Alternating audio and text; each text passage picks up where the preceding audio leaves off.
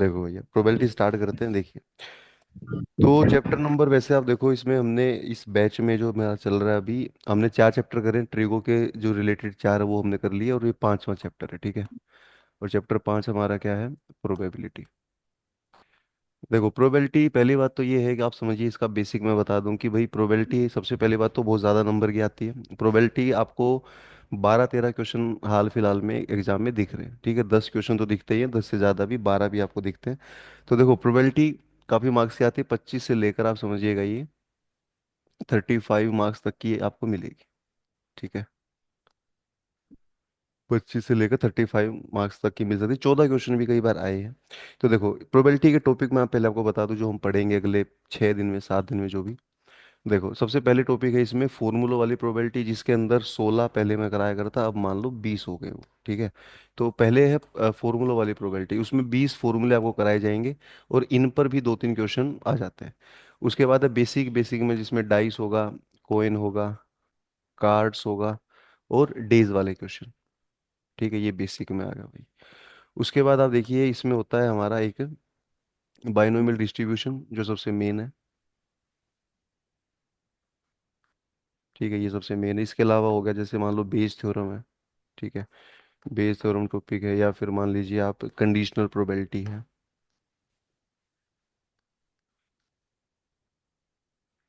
ठीक है। उसके अलावा आप मानो कि कुछ पीएनसी वाले क्वेश्चन भी प्रोबेबिलिटी में आते हैं, पर उन क्वेश्चन को ना पीएनसी में ही करेंगे। कुछ क्वेश्चन ऐसे हैं जिसमें पीएनसी प्रोबेबिलिटी दोनों मिक्स है, इनको हम अभी नहीं करेंगे, बाद में ही करेंगे। इसके अलावा मिसलेनियस, मिसलेनियस मतलब कोई भी टॉपिक, प्रोबेबिलिटी में क्या है ना, कोई भी क्वेश्चन कहीं से भी आ जाता है, जैसे बैक बॉल वाले क्वेश्चन हो गए, वो इसमें कर लेंगे हम, ठीक है। और भी अलग अलग तरह के क्वेश्चन है। तो देखो, ये प्रोबेबिलिटी का पूरा सिलेबस है, ये सब हमें अगले 7 दिन में करना है, ठीक है। तो इसमें से मुझे बताइए, आज आप क्या शुरू कराना चाहते हैं? जो भी आप बोलोगे वही मैं शुरू करा देता हूँ। फॉर्मूले अगर आप शुरू कराना चाहते हैं तो फॉर्मूले शुरू करा लो, या अगर आप डाइस करना चाहते हैं, डाइस, कोइन, कार्ड, डेज, इनमें से जितना भी हो पाएगा वो हम कर लेते हैं।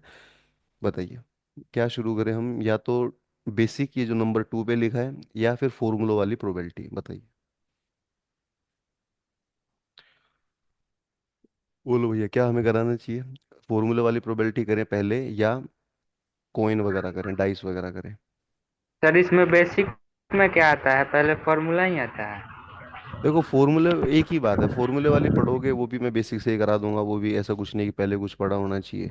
और ये कोइन डाइस अगर करेंगे, ये भी बेसिक है, ठीक है। तो सारी चीज़ बेसिक है कराने को। तो देखो, जो बाइनोमियल डिस्ट्रीब्यूशन है ये भी कराया जा सकता है, ऐसी बात नहीं है, ठीक है। तो इनमें से आप कोई भी बताओ, चलो मान लो फॉर्मूले ही कर लेते हैं पहले, ठीक है। फॉर्मूले के ऊपर आप मान लो कि 2-3 क्वेश्चन आ जाते हैं हर बार, ठीक है। 2-3 क्वेश्चन कहाँ पर आते हैं? फॉर्मूलों के ऊपर। तो पहले यस। फॉर्मूले वाली ही प्रोबेबिलिटी कर लेते हैं, ठीक है। 20 फॉर्मूले हमारे बनते हैं, वो 20 के ऊपर आप मान लो कई 2-3 क्वेश्चन तो एग्जाम में हर बार दिखते हैं, ठीक है। तो वही मैं आपको कराता हूँ, जितने भी हो पाएंगे आज, ठीक है। देखो, तो देखिए, आप फॉर्मूले वाली प्रोबेबिलिटी में सबसे पहला फॉर्मूला आप देखेंगे। देखो, एक बहुत फेमस फॉर्मूला प्रोबेबिलिटी में जो बार बार यूज होता है, वो है probability of A union B, और ये बराबर होता है probability of A plus probability of B, और माइनस में इनका इंटरसेक्शन, ठीक है। ये फॉर्मूला भैया। तो आप मुझे बताइए, प्रोबेबिलिटी ऑफ ए और बी का जो यूनियन होगा वो किसके बराबर होगा? प्रोबेबिलिटी ऑफ ए के प्लस प्रोबेबिलिटी ऑफ बी के, और माइनस में उनका इंटरसेक्शन, ठीक है। अब देखो, इसमें होगा क्या, जैसे मान लीजिए सबसे पहले आपको दिया गया है प्रोबेबिलिटी ऑफ ए, ठीक है। अब ए मान लो कोई भी इवेंट है, उसके होने की जो प्रोबेबिलिटी है वो ए की प्रोबेबिलिटी हो गई है, बी कोई इवेंट है, उसके होने की प्रोबेबिलिटी बी की होने की प्रोबेबिलिटी है। अब इनका जो इंटरसेक्शन है, ये क्या होता है कि प्रोबेबिलिटी कि दोनों एक साथ होंगे, ठीक है। मतलब इसको बोला जाता है probability of both A and B, ठीक है। बोथ ए एंड बी, मतलब ए भी होगा और उसके साथ में बी भी होगा। और वैसे आपको पता है कि जब सेट्स वगैरह पढ़ते हैं, तो इस इंटरसेक्शन का मतलब क्या होता है? कॉमन। कॉमन मतलब वो चीज़ ए में भी होनी चाहिए, और वो चीज़ साथ में बी में भी होनी चाहिए, ठीक है। एक तो ये हो गया। और इसका जो एक और नाम है वो भी लिख लो आप, ये तो देखो सिंपल नाम है, बोथ ए एंड बी इसका सिंपल नाम है। इसका जो मेन नाम है वो है प्रोबेबिलिटी ऑफ साइमल्टेनियस अकरेंस, ठीक है। ये इसका मेन नाम है। तो पेपर में एनडीए में कई बार आया है प्रोबेबिलिटी ऑफ क्या? साइमल्टेनियस अकरेंस, ये इसका प्रॉपर नाम है। साइमल्टेनियस मतलब एक साथ, अकरेंस मतलब होना। तो जो एक साथ होने की प्रोबेबिलिटी है वो यही है, ठीक है। प्रोबेबिलिटी ऑफ साइमल्टेनियस अकरेंस, ऐसा एग्जाम में आता है। अब बात करते हैं यूनियन की। देखो, ए यूनियन बी का जो फॉर्मूला होता है, देखो यूनियन का मतलब वैसे क्या होता है कि आपने ए इवेंट को भी लेना होता है और बी को भी लेना होता है, दोनों को लेना होता है, ठीक है। उसमें जैसे सिर्फ कॉमन पार्ट देखते हैं, इसमें सारा ए का पार्ट और सारा बी का पार्ट हम देखते हैं। और इसको वैसे बोला जाता है प्रोबेबिलिटी ऑफ एटलीस्ट ए और बी, ठीक है, ये इसका प्रॉपर नाम है, प्रोबेबिलिटी ऑफ एटलीस्ट ए और बी, और या फिर हम कहें प्रोबेबिलिटी ऑफ आइदर ए और बी, ठीक है, ये दोनों इसी के नाम है। तो इन दोनों में से कोई सा भी आपसे अगर बोलेगा तो आप समझ जाएंगे कि किसकी बात कर रहा है वो, उनके यूनियन की बात कर रहा है, ठीक है। पहला फॉर्मूला है, और पहले फॉर्मूले में जो जो भी टर्म्स आई हैं उनको मैंने करा एक्सप्लेन, ठीक है। यूनियन क्या होता है, उनको बोलते क्या है, ए कोई इवेंट है उसकी प्रोबेबिलिटी है, बी कोई इवेंट है उसकी प्रोबेबिलिटी है, माइनस में क्या आ जाएगा, उनका इंटरसेक्शन, ठीक है, उनके एक साथ होने की प्रोबेबिलिटी को क्या कर देंगे, माइनस कर देंगे, ठीक है। अब इसके बाद देखो आप, अब देखो अगर मैं, अच्छा सर, इसको हाँ उत्कर्ष क्या बोल रहे हैं, ए और बी क्या बोलते हैं? क्या कह रहे हो, दोबारा बोलना, समझ नहीं आया। यूनियन को, यूनियन को क्या बोल तब रहे हैं। यूनियन को एटलीस्ट ए और बी और इधर ए और बी क्यों बोलते हैं? देखो यूनियन होता क्या है ना, देखो आपको मैं बताऊं, थोड़ा समझाना पड़ेगा इसमें। देखो जैसे मान लो आप वेन डायग्राम जब बनाते हैं ना, तो वेन डायग्राम अगर हम दो का बनाए, ए का और बी का, ठीक है, अभी जैसे दो इवेंट अगर हम ले रहे हैं तो दो का बनेगा, तीन इवेंट अगर लेंगे तो आप समझो तीन का बनेगा, ठीक है। तो मान लो हम दो का बनाए, ठीक है। अब देखो दो का जब बनाएंगे, अगर आपको डायग्राम बनाने को बोला जाए कौन सा, ए यूनियन बी का, और अगर बोला जाए ए इंटरसेक्शन बी का, तो देखो यूनियन में क्या होता है कि आपने ए को भी लेना होता है, बी को भी लेना होता है, दोनों आते हैं। तो देखो आप ए को भी ले लोगे, ठीक है, ए हमने पूरा ले लिया है, ए के साथ में अब आप बी को भी लेते हैं तो हमने बी भी पूरा ले लिया है। तो ये तो देखो डायग्राम बनता है किसका, यूनियन का, ठीक है। यूनियन में ए भी कंप्लीट आता है और बी भी कंप्लीट आता है, लेकिन जब हम देखते हैं इंटरसेक्शन, इंटरसेक्शन में उन दोनों में सिर्फ कॉमन पार्ट हमें देखना है। जैसे ये ए है ये बी है, तो जो ये सिर्फ कॉमन पार्ट है दोनों का, ये हमें देखना है, ये है उनका इंटरसेक्शन, ठीक है। तो आप मुझे बताओ यूनियन का मैंने नाम क्या लिखवाया है, प्रोबेबिलिटी ऑफ आइदर ए और बी। अब आइदर ए और बी का मतलब क्या बनेगा, आप पढ़ो, जैसे आइदर ए और बी का मतलब आइदर ए, या तो ए होगा तो ए भी है हमारा, और बी होगा तो हमारा बी भी है, मतलब इसमें दोनों लेने पड़ते हैं, ए भी लेना पड़ता है और बी भी लेना पड़ता है। या फिर और क्या लिखवाया था, प्रोबेबिलिटी ऑफ एटलीस्ट ए और बी। एटलीस्ट ए और बी का मतलब कम से कम ए होगा जो कि है हमारा, और कम से कम ए होगा या फिर क्या होगा, बी होगा, तो ए भी हमारा है और बी भी हमारा है। तो इन दोनों के नाम इसलिए कि इसमें ना ए भी कंप्लीट आता है और बी भी कंप्लीट आता है, लेकिन इंटरसेक्शन में सिर्फ इनका कॉमन पार्ट आता है, ठीक है, ये समझो आप। तो देखो आप इसमें समझिएगा कि ए यूनियन बी किसके बराबर है, ए प्लस बी माइनस में उनका इंटरसेक्शन, ठीक है। अब इसमें एक बात और देखिए आपकी, जो ए है, मान लो ए का मतलब क्या होगा कि ए इवेंट हो रहा है उसकी प्रोबेबिलिटी, और अगर ए के ऊपर हम मान लो डैश लगा दें, ठीक है, तो डैश का मतलब ये होगा कि ए नहीं होगा, ठीक है।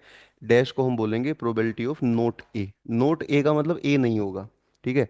तो डैश लगा देंगे आप, तो ए प्लस ए डैश अगर आप सम करेंगे तो आंसर आता है वन के बराबर, ठीक है। ए का मतलब ए हो रहा है, ए डैश का मतलब ए नहीं हो रहा है, दोनों को जोड़ेंगे तो किसके बराबर आएगा, वन के। ऐसे ही आप देखो बी, मतलब प्रोबेबिलिटी ऑफ बी और प्रोबेबिलिटी ऑफ बी डैश, ये भी किसके बराबर आएगा, वन के, ठीक है, ये भी आप ध्यान रखना। A plus A dash one के बराबर आता है और B plus B dash one के बराबर आता है। ए प्लस ए डैश अगर वन के बराबर है तो आप देखो यहाँ से अगर हमें ए की प्रोबेबिलिटी निकालनी है तो हम कह देंगे वन माइनस ए डैश, और अगर हमें ए डैश की प्रोबेबिलिटी निकालनी है तो हम कह देंगे वन माइनस ए, ठीक है। इस प्रकार ये दो बातें हम कह सकते हैं। ए निकालना है वन में से ए डैश घटा देंगे, और ए डैश निकालना है तो वन में से ए घटा देंगे, ठीक है, इतना काम हम इसमें कर सकते हैं। तो ये देखिए, अब इसमें एक बात और देखिए कि जो डैश हमारा है इसको हम और क्या लिख सकते हैं, देखो जो डैश है हमारा, डैश को आप देखो, जैसे मान लो प्रोबेबिलिटी ऑफ ए डैश है, इसको आप प्रोबेबिलिटी ऑफ ए के ऊपर बार भी लगा सकते हैं, ठीक है, ये दोनों बातें एक ही बात है। या फिर प्रोबेबिलिटी ऑफ ए के ऊपर मान लो सी लगा दिया कम्प्लीमेंट, ठीक है, ये तीनों एक ही बात है। ऊपर डैश लगाए, बार लगाए, या ऊपर सी लगाए, कम्प्लीमेंट लगाए, तीनों एक ही बात है। तो इनमें से कोई भी आए तो सेम है, और ए प्लस ए डैश किसके बराबर है, वन के बराबर है, ठीक है। तो ये पहला फॉर्मूला हो गया हमारा, ए यूनियन बी किसके बराबर आ गया बताइए आप, probability of A plus probability of B minus में उनका क्या आ जाएगा, इंटरसेक्शन, ठीक है, इंटरसेक्शन मतलब उनका कॉमन पार्ट, ठीक है भैया। तो एक तो ये हो जाएगा आपसे, नेक्स्ट कीजिए आप। अब देखो इसके ऊपर एक क्वेश्चन मैं आपको करा देता हूँ, क्वेश्चन मैं लिख देता हूँ, आप खुद ही करके दिखा दो, देखो इसके ऊपर एक बेसिक क्वेश्चन पूछा जा सकता है। जैसे मान लीजिए आपको बोलता है कि probability of A union B, ये हमें दे दी है मान लो 0.8 है, और probability of A intersection B हमें दे दी है, मान लो 0 पॉइंट, मान लो 3 है। तो आपसे पूछा जाए कि क्या प्रोबेबिलिटी होगा ए डैश का और प्रोबेबिलिटी ऑफ बी डैश, तो इसका बताइए क्या आंसर दे पाएंगे आप। आपको यूनियन दे दिया है और आपको इंटरसेक्शन दे दिया है और प्रोबेबिलिटी आपसे पूछी है ए का डैश और प्लस में बी का डैश, तो फॉर्मूला एक ही अपने पास है, पहले वाला ये हम अभी आप लगा के देखो इसमें क्या आंसर आ रहा है बताइए। ठीक है, एक बार मतलब ट्राई करो क्या आंसर बन पा रहा है।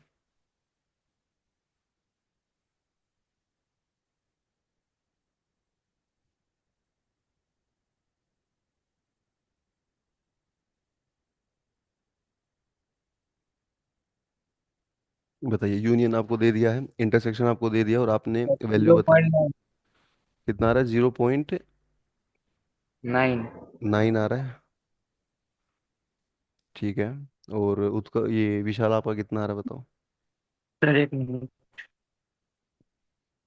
देखो फॉर्मूला आपने पहले वाला ही लगाना है, आपको मालूम है, ठीक है। और पहले वाला फॉर्मूला अगर हम लगाएं तो आप मुझे बताइए पहले वाला फॉर्मूला क्या बोलता है। वो बोलता है ए यूनियन बी किसके बराबर होगा, ए प्लस बी और माइनस में उनका इंटरसेक्शन, ठीक है। अब देखो एक तो ना फॉर्मूले के अंदर आप समझो बात को कि बार बार है ना फॉर्मूले में पी लगाना हमें पड़ता है ना, यहाँ भी पी लगाया है, हर जगह पी लगाया, पी क्यों लगाया हमने हर जगह, क्योंकि पी का मतलब क्या हो गया, प्रोबेबिलिटी। लेकिन अभी इसके बाद जो हम लिखेंगे ना उनमें मैं पी नहीं लगाऊंगा, ठीक है, पी हम हटा देंगे, तो आप समझ जाना कि ये पी ना लगाने के बाद भी, जैसे यहाँ मैंने सिर्फ ए लिखा है तो ए का मतलब क्या है, ए की प्रोबेबिलिटी है, ठीक है, पी अब मैं बार बार नहीं सर लिखूंगा, आप समझ जाओ। है, बोलो भैया। 0.9। हाँ इसमें आप देखो पी नहीं लगाया मैंने और आप बताइए 0.9 आंसर होगा। यूनियन की वैल्यू कितना है, 0.8 है। ए प्लस बी और माइनस में इंटरसेक्शन, इंटरसेक्शन कितना है, 0.3 है, तो 0.3 यहाँ पर आएगा तो 1.1, और 1.1 वैल्यू है ए प्लस बी की, ठीक है। ए प्लस बी 1.1 है लेकिन हमें बताना क्या है, ए बार और बी बार, ठीक है। अब देखो ए प्लस बी तो आ गया पर हमें ए बार चाहिए, और देखो मैंने यहाँ पर आपको बताया कि अगर हमें ए बार चाहिए तो हम वन में से ए को घटा देंगे, तो ए बार का मतलब अगर वन में से देखो, ए वन में से ए को घटाएंगे तो ए बार आएगा और ए बार को घटाएंगे तो ए आएगा, तो इसका मतलब अगर हम ए को निकालना है तो हम क्या करेंगे, वन माइनस ए बार ए डैश, और बी को निकालना है तो वन माइनस बी डैश। ए डैश बी डैश को आप इस तरफ ले आएंगे तो आंसर आ जाएगा भैया, आप समझिएगा 2 - 1.1 यानी कि 0.9, ठीक है, ये इसका आंसर होगा। और इसको आप कर लेंगे आराम से, ठीक है, ये इसका आंसर है। तो देखो ऐसे आपने करना, सिंपल क्वेश्चन था पहला क्वेश्चन और पहला फॉर्मूला हो गया हमारा, ऐसे ऐसे हमें 20 फॉर्मूले करने हैं, ठीक है। लेकिन कुछ में टाइम बचे भीगा और ये पहला पहला इसमें थोड़ा टाइम लगता भी है, ठीक है। उसके बाद आप देखो एक है ना बहुत खास बात है, ये तो बेसिक हो गया, लेकिन इस बेसिक फॉर्मूले में भी बड़ी खास बातें देखिए आप। जैसे मान लीजिए आपको मालूम है कि भाई ए यूनियन बी किसके बराबर होता है, प्रोबेबिलिटी ऑफ ए के बराबर प्लस प्रोबेबिलिटी ऑफ बी के बराबर और माइनस में उनका क्या होता है, इंटरसेक्शन। अब देखो ना इसके ऊपर एक क्वेश्चन एग्जाम में बार बार क्या पूछ रहा है, जो आपको बेसिक पता होना चाहिए। जैसे मान लो ए के होने की प्रोबेबिलिटी है, ठीक है, ए के होने की प्रोबेबिलिटी मान लो उसने दे दी है 0.9। अब एक बात आपको ये पता होगा कि किसी एक इवेंट की होने की जो प्रोबेबिलिटी है वो हमेशा मैक्सिमम कितना होता है, 1 होता है, 1 से बड़ा तो नहीं होता है। तो इसका मतलब प्रोबेबिलिटी 1 से बड़ी किसी की भी नहीं आएगी, तो ए की प्रोबेबिलिटी भी 1 होगी या 1 से कम होगी, तो मान लो 0.9 है। और बी की प्रोबेबिलिटी मान लो 0.7 है। अब अगर मैं आपसे पूछूं कि जो इंटरसेक्शन है इसका क्या है, इसका बताना जरा, इंटरसेक्शन, इंटरसेक्शन की प्रोबेबिलिटी मिनिमम कितनी होगी कम से कम, जो इंटरसेक्शन है वो मिनिमम कितना होगा कम से कम, और मैक्सिमम कितना होगा। देखिए, तो जो इंटरसेक्शन होता है ना किसी दो इवेंट का, उसकी प्रोबेबिलिटी जो कम से कम है वो तो देखो जीरो ही होगी। कम से कम तो हर किसी की जीरो ही होती है, प्रोबेबिलिटी जीरो से लेकर 1 तक आती है। तो प्रोबेबिलिटी इसकी भी मिनिमम जीरो होगी, इसकी भी जीरो, तो इसकी भी मिनिमम अगर कहे तो क्या होगी, जीरो। लेकिन अगर मैक्सिमम पूछे कि भाई ए और बी का जो कॉमन पार्ट है वो मैक्सिमम कितना हो सकता है, तो आप क्या बताएंगे, मैक्सिमम कितना हो सकता है, आप मुझे बताना जरा। मिनिमम तो जीरो होगा, जीरो से कम तो नहीं हो सकता, लेकिन मैक्सिमम कितना हो सकता है बताइए, क्या लग रहा है आपको। मैक्सिमम में आप देखो इसमें ए और बी के ऊपर डिपेंड करेगा ये, क्योंकि आप ये देखो ये अलग से कोई इवेंट नहीं है, ये ए और बी का ही इंटरसेक्शन है। तो आप ये समझिएगा जो इंटरसेक्शन होता है वो मैक्सिमम कहाँ तक जा सकता है। मैक्सिमम वो देखो ए की वैल्यू को देखिए और बी की वैल्यू को देखिए, इन दोनों वैल्यू में जो छोटी वैल्यू है यानी कि 0.7, तो ये वैल्यू मैक्सिमम 0.7 तक ही जा सकती है, इस बात को आप समझिएगा, ठीक है। मतलब इंटरसेक्शन जो होता है वो मैक्सिमम कितना जा सकता है, तो इंटरसेक्शन मैक्सिमम उतना जा सकता है जितना ए और बी में जो छोटी वैल्यू है, मतलब ए और बी में ये कम है तो इस यहाँ तक जा सकता है। एक तो इस बात को आप समझिए, ठीक है। और कई बार देखो वैसे भी दे देगा आपको एग्जाम में, मान लो इसी क्वेश्चन में कह दे कि ए इंटरसेक्शन जो बी है वो ग्रेटर देन इक्वल टू 0.3 है, ऐसा भी दे सकता है। तो इसका मतलब क्या बनेगा, अगर ए और बी का intersection greater than equal to 0.3 है इसी क्वेश्चन में, तो इसका मतलब ये बनेगा कि ये इसकी जो है ना, मतलब ए इंटरसेक्शन बी 0.3 तो होगा या उससे ज़्यादा होगा, ठीक है, 0.3 होगा या उससे ज़्यादा, तो ये इसकी मिनिमम वैल्यू है। मतलब अब ए इंटरसेक्शन बी की हमें क्या दे दी है, मिनिमम वैल्यू। मतलब देखो अगर मिनिमम वैल्यू नहीं देगा तब तो हम क्या मानेंगे, जीरो, कि भाई कम से कम जीरो हो सकता है। पर अगर वो ऐसा केस बना के दे दे कि भाई ए इंटरसेक्शन बी 0.3 होगा या उससे ज़्यादा होगा, तो कम से कम वो 0.3 होगा, तो इसका मतलब ये इसकी क्या हो जाएगी, मिनिमम वैल्यू। और मिनिमम वैल्यू कितनी है, 0.3 है, ठीक है। और मैक्सिमम वैल्यू मैंने क्या बताया, मैक्सिमम वैल्यू मैंने बताया कि जो इन दोनों में छोटा है उतना ये मैक्सिमम हो सकता है। ठीक बात है, एक तो ये समझिए आप। अब बात करते हैं यूनि, इसके ऊपर भी आप यकीन मानिए 5 नंबर का क्वेश्चन आया है एग्जाम में, ठीक है। जो छोटी छोटी बातें मैं बता रहा हूँ ना कि ये मैक्सिमम कितना हो सकता है, मिनिमम कितना हो सकता है, इसी बात पर कितने नंबर का क्वेश्चन आया था एग्जाम में, 5 नंबर का, मैं आपको करा भी दूंगा आज, ठीक है। अब बात करते हैं यूनियन की। यूनियन में बता दूं, यूनियन की मैक्सिमम जो वैल्यू होती है ना वो होती है 1। इस बात को आप समझिए, ए और बी का जो यूनियन है वो ज्यादा से ज्यादा कितना हो सकता है, 1 हो सकता है, ठीक है, इस बात का आप समझिए। कम से कम कितना होगा वो डिपेंड करेगा इन वैल्यूज पर, ठीक है। कम से कम कितना होगा वो इन वैल्यूज पर क्या करेगा, डिपेंड करेगा।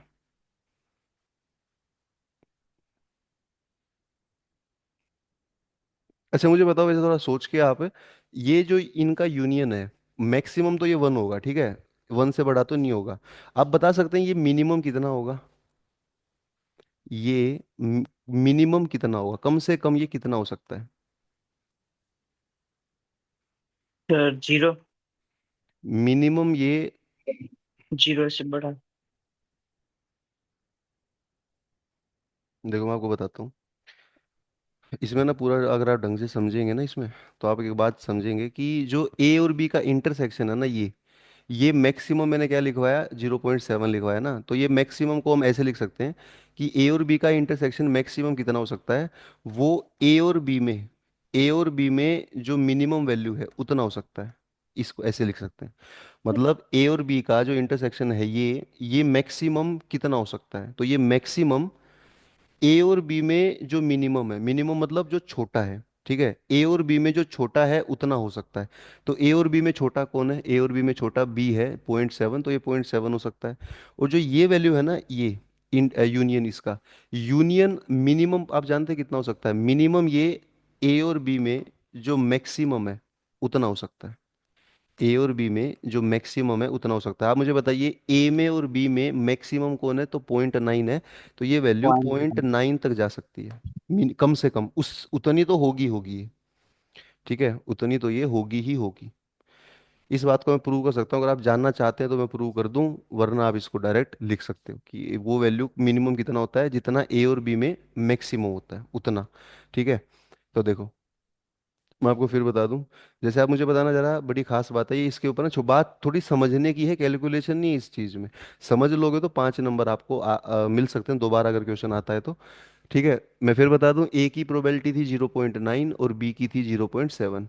इन दोनों में जो छोटा है 0.7, वो 0.7 तो इंटरसेक्शन की मैक्सिमम वैल्यू है। इन दोनों में जो छोटा है वो छोटा वैल्यू इंटरसेक्शन की मैक्सिमम वैल्यू है। और जो इन दोनों में बड़ा है 0.9, वो यूनियन की मिनिमम वैल्यू है। जो बड़ा है इन दोनों में वो यूनियन की क्या होता है, मिनिमम वैल्यू। यूनियन की मैक्सिमम वैल्यू क्या होती है भैया, 1। और इंटरसेक्शन की मिनिमम वैल्यू क्या होती है, या तो अगर वो नहीं देगा तो हम जीरो मानेंगे, और या फिर आप देखो अगर ऐसे कुछ इक्वेशन दे दे तो जो ये वैल्यू है यही मिनिमम होती है, ठीक है। इसको आप समझिएगा। तो ये देखो, ये बेसिक बेसिक मैंने करा दिया, इसी के ऊपर 5 नंबर का क्वेश्चन आपका एग्जाम में आया था, मैं आपको कराऊंगा अभी, ठीक है, एक बार इतना देख लीजिए आप। ये बड़ी खास बात है ना समझने के लिए। 5 नंबर का फिर से क्या पता क्वेश्चन अगर आ जाए तो हम कर सकते हैं इसको। ठीक है भैया, तो ये हो गया हमारा पहला फॉर्मूला, और क्वेश्चन मैं आपको कराऊंगा, पहले एक बार फॉर्मूला लिख लो आप जो जो है, ठीक है। एक फॉर्मूला डिटेल में हमने देख लिया क्योंकि सबसे मेन यही है, बार बार क्वेश्चन इसी पर आए जाते हैं। ठीक है,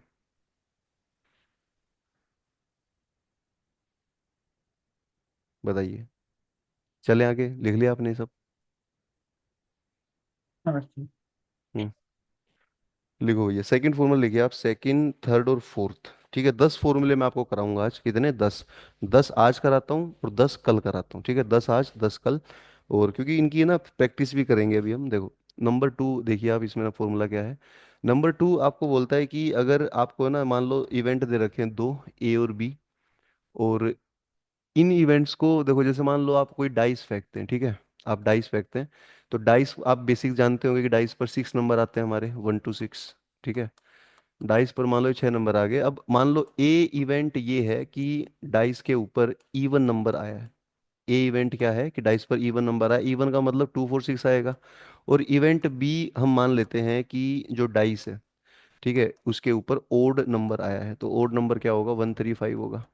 अब अगर मैं कहता हूँ कि भैया ए और बी में कॉमन क्या है, मान लो ऐसे सेट हम बना के देखें, तो ए और बी में क्या चीज़ कॉमन आ रही है, तो आप कहेंगे ए और बी में कुछ भी कॉमन नहीं आ रहा है। ए और बी में कुछ भी कॉमन नहीं है, तो कॉमन क्या है? 5। अब ये बात मैं सेट्स के लिहाज से बता दूं कि अगर दो सेट हों जो कि ये हैं ए और बी, और उनमें कुछ भी कॉमन ना हो, तो इन दोनों को बोलते हैं डिसजॉइंट सेट। ठीक है, डिसजॉइंट सेट्स कौन से होते हैं? जिन इवेंट सेट्स में कुछ भी कॉमन नहीं होता है। अब ए और बी में कुछ भी कॉमन नहीं है, डिसजॉइंट सेट है, और कुछ भी कॉमन नहीं है, मतलब जीरो एक तरह से, तो इसकी प्रोबेबिलिटी आप देखेंगे तो ये जीरो आएगी। ठीक है, जब कुछ भी कॉमन नहीं होता तो प्रोबेबिलिटी क्या आती है? जीरो। और ऐसे दो इवेंट जिनमें कुछ भी कॉमन ना हो, जिसकी प्रोबेबिलिटी जीरो आए, ए और बी, इनको बोलते हैं म्यूचुअली एक्सक्लूसिव इवेंट्स। ठीक है, इसके ऊपर एग्जाम में बड़ा क्वेश्चन आता है, क्या बोलते हैं? Mutually exclusive event. तो म्यूचुअली एक्सक्लूसिव इवेंट्स कौन से होते हैं बताना जरा? वे इवेंट जिनके अंदर कुछ भी कॉमन नहीं आता है, जिनके इंटरसेक्शन की प्रोबेबिलिटी क्या होती है? जीरो के बराबर। इसको आप लिख लेंगे। ठीक है, नंबर। म्यूचुअली एक्सक्लूसिव और डिसजॉइंट सेट दोनों एक ही है ना? हाँ, अरे देखो, जैसे मतलब प्रोबेबिलिटी में अगर पढ़ेंगे इनको, प्रोबेबिलिटी में इवेंट होते हैं, तो ये म्यूचुअल एक्सक्लूसिव क्या है? हाँ। इवेंट। और अगर हम इसको सेट्स के उसमें पढ़ें, तो ये डिसजॉइंट क्या है? सेट है। सेट्स में डिसजॉइंट बोलते हैं, और प्रोबेबिलिटी में क्या बोलते हैं? Mutually exclusive events. ठीक है, ये आप देखिए।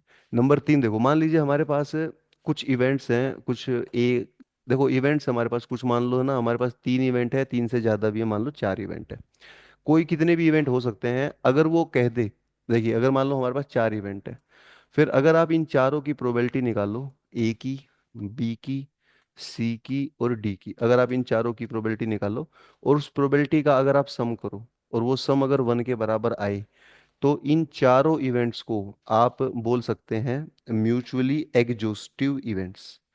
ठीक है, इन चार को आप क्या बोल सकते हैं? Mutually exhaustive events. ठीक है, तो म्यूचुअली एग्जॉस्टिव इवेंट वो इवेंट होता है जिस इवेंट का प्रोबेबिलिटी का सम अगर हम जोड़ दें तो किसके बराबर आएगा? 1 के बराबर आएगा। ठीक है, इनको बोला जाता है म्यूचुअली एग्जॉस्टिव इवेंट्स। ठीक है, इसको लिख लीजिए।